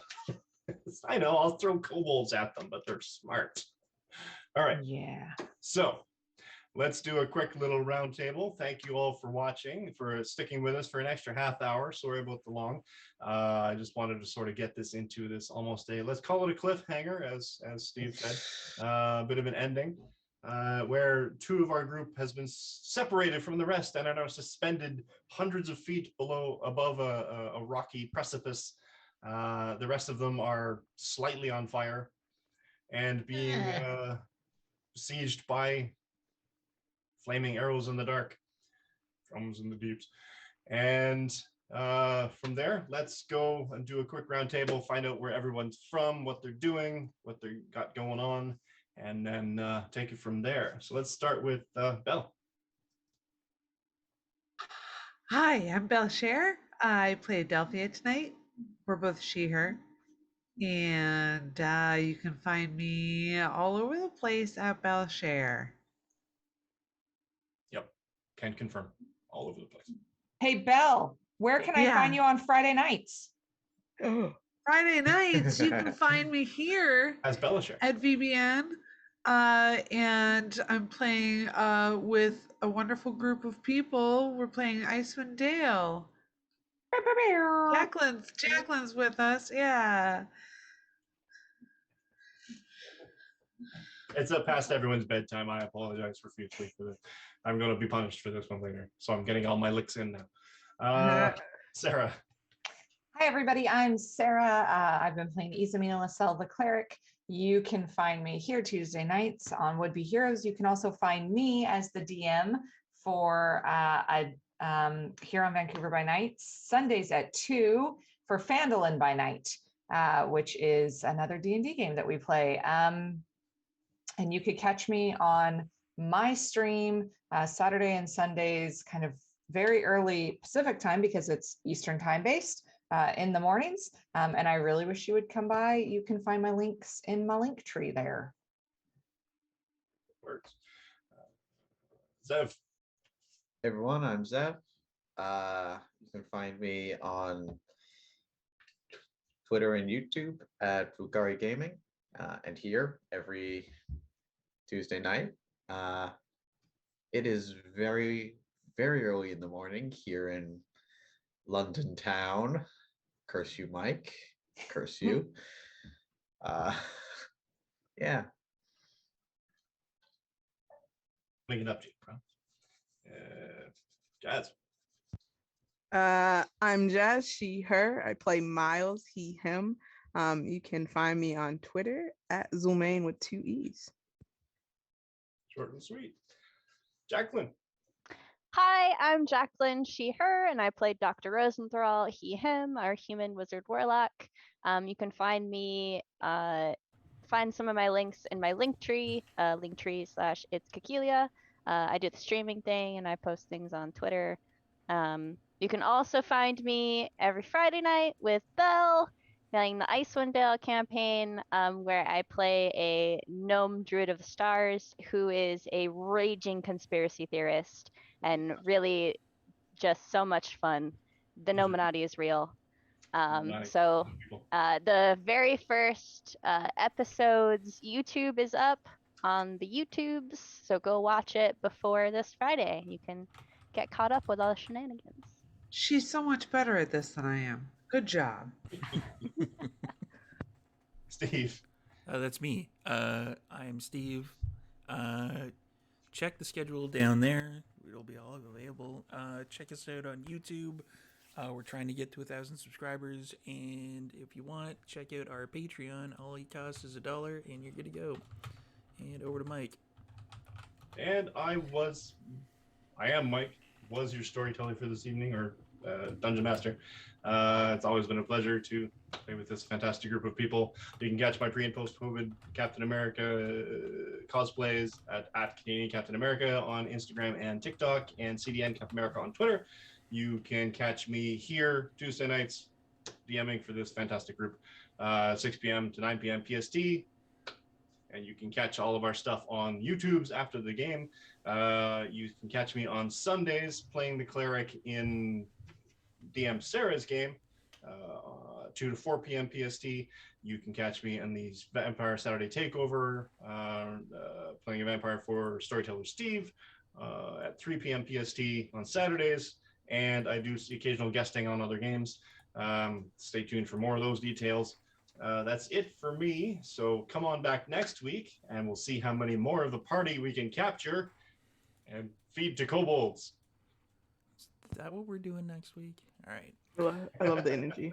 And this week I have we're going to concerns. raid over into Perception Studio. Whoop. So Hey. we will see you all next week. Have a Thank good you night, for everyone. watching, and Good night, see you all. later.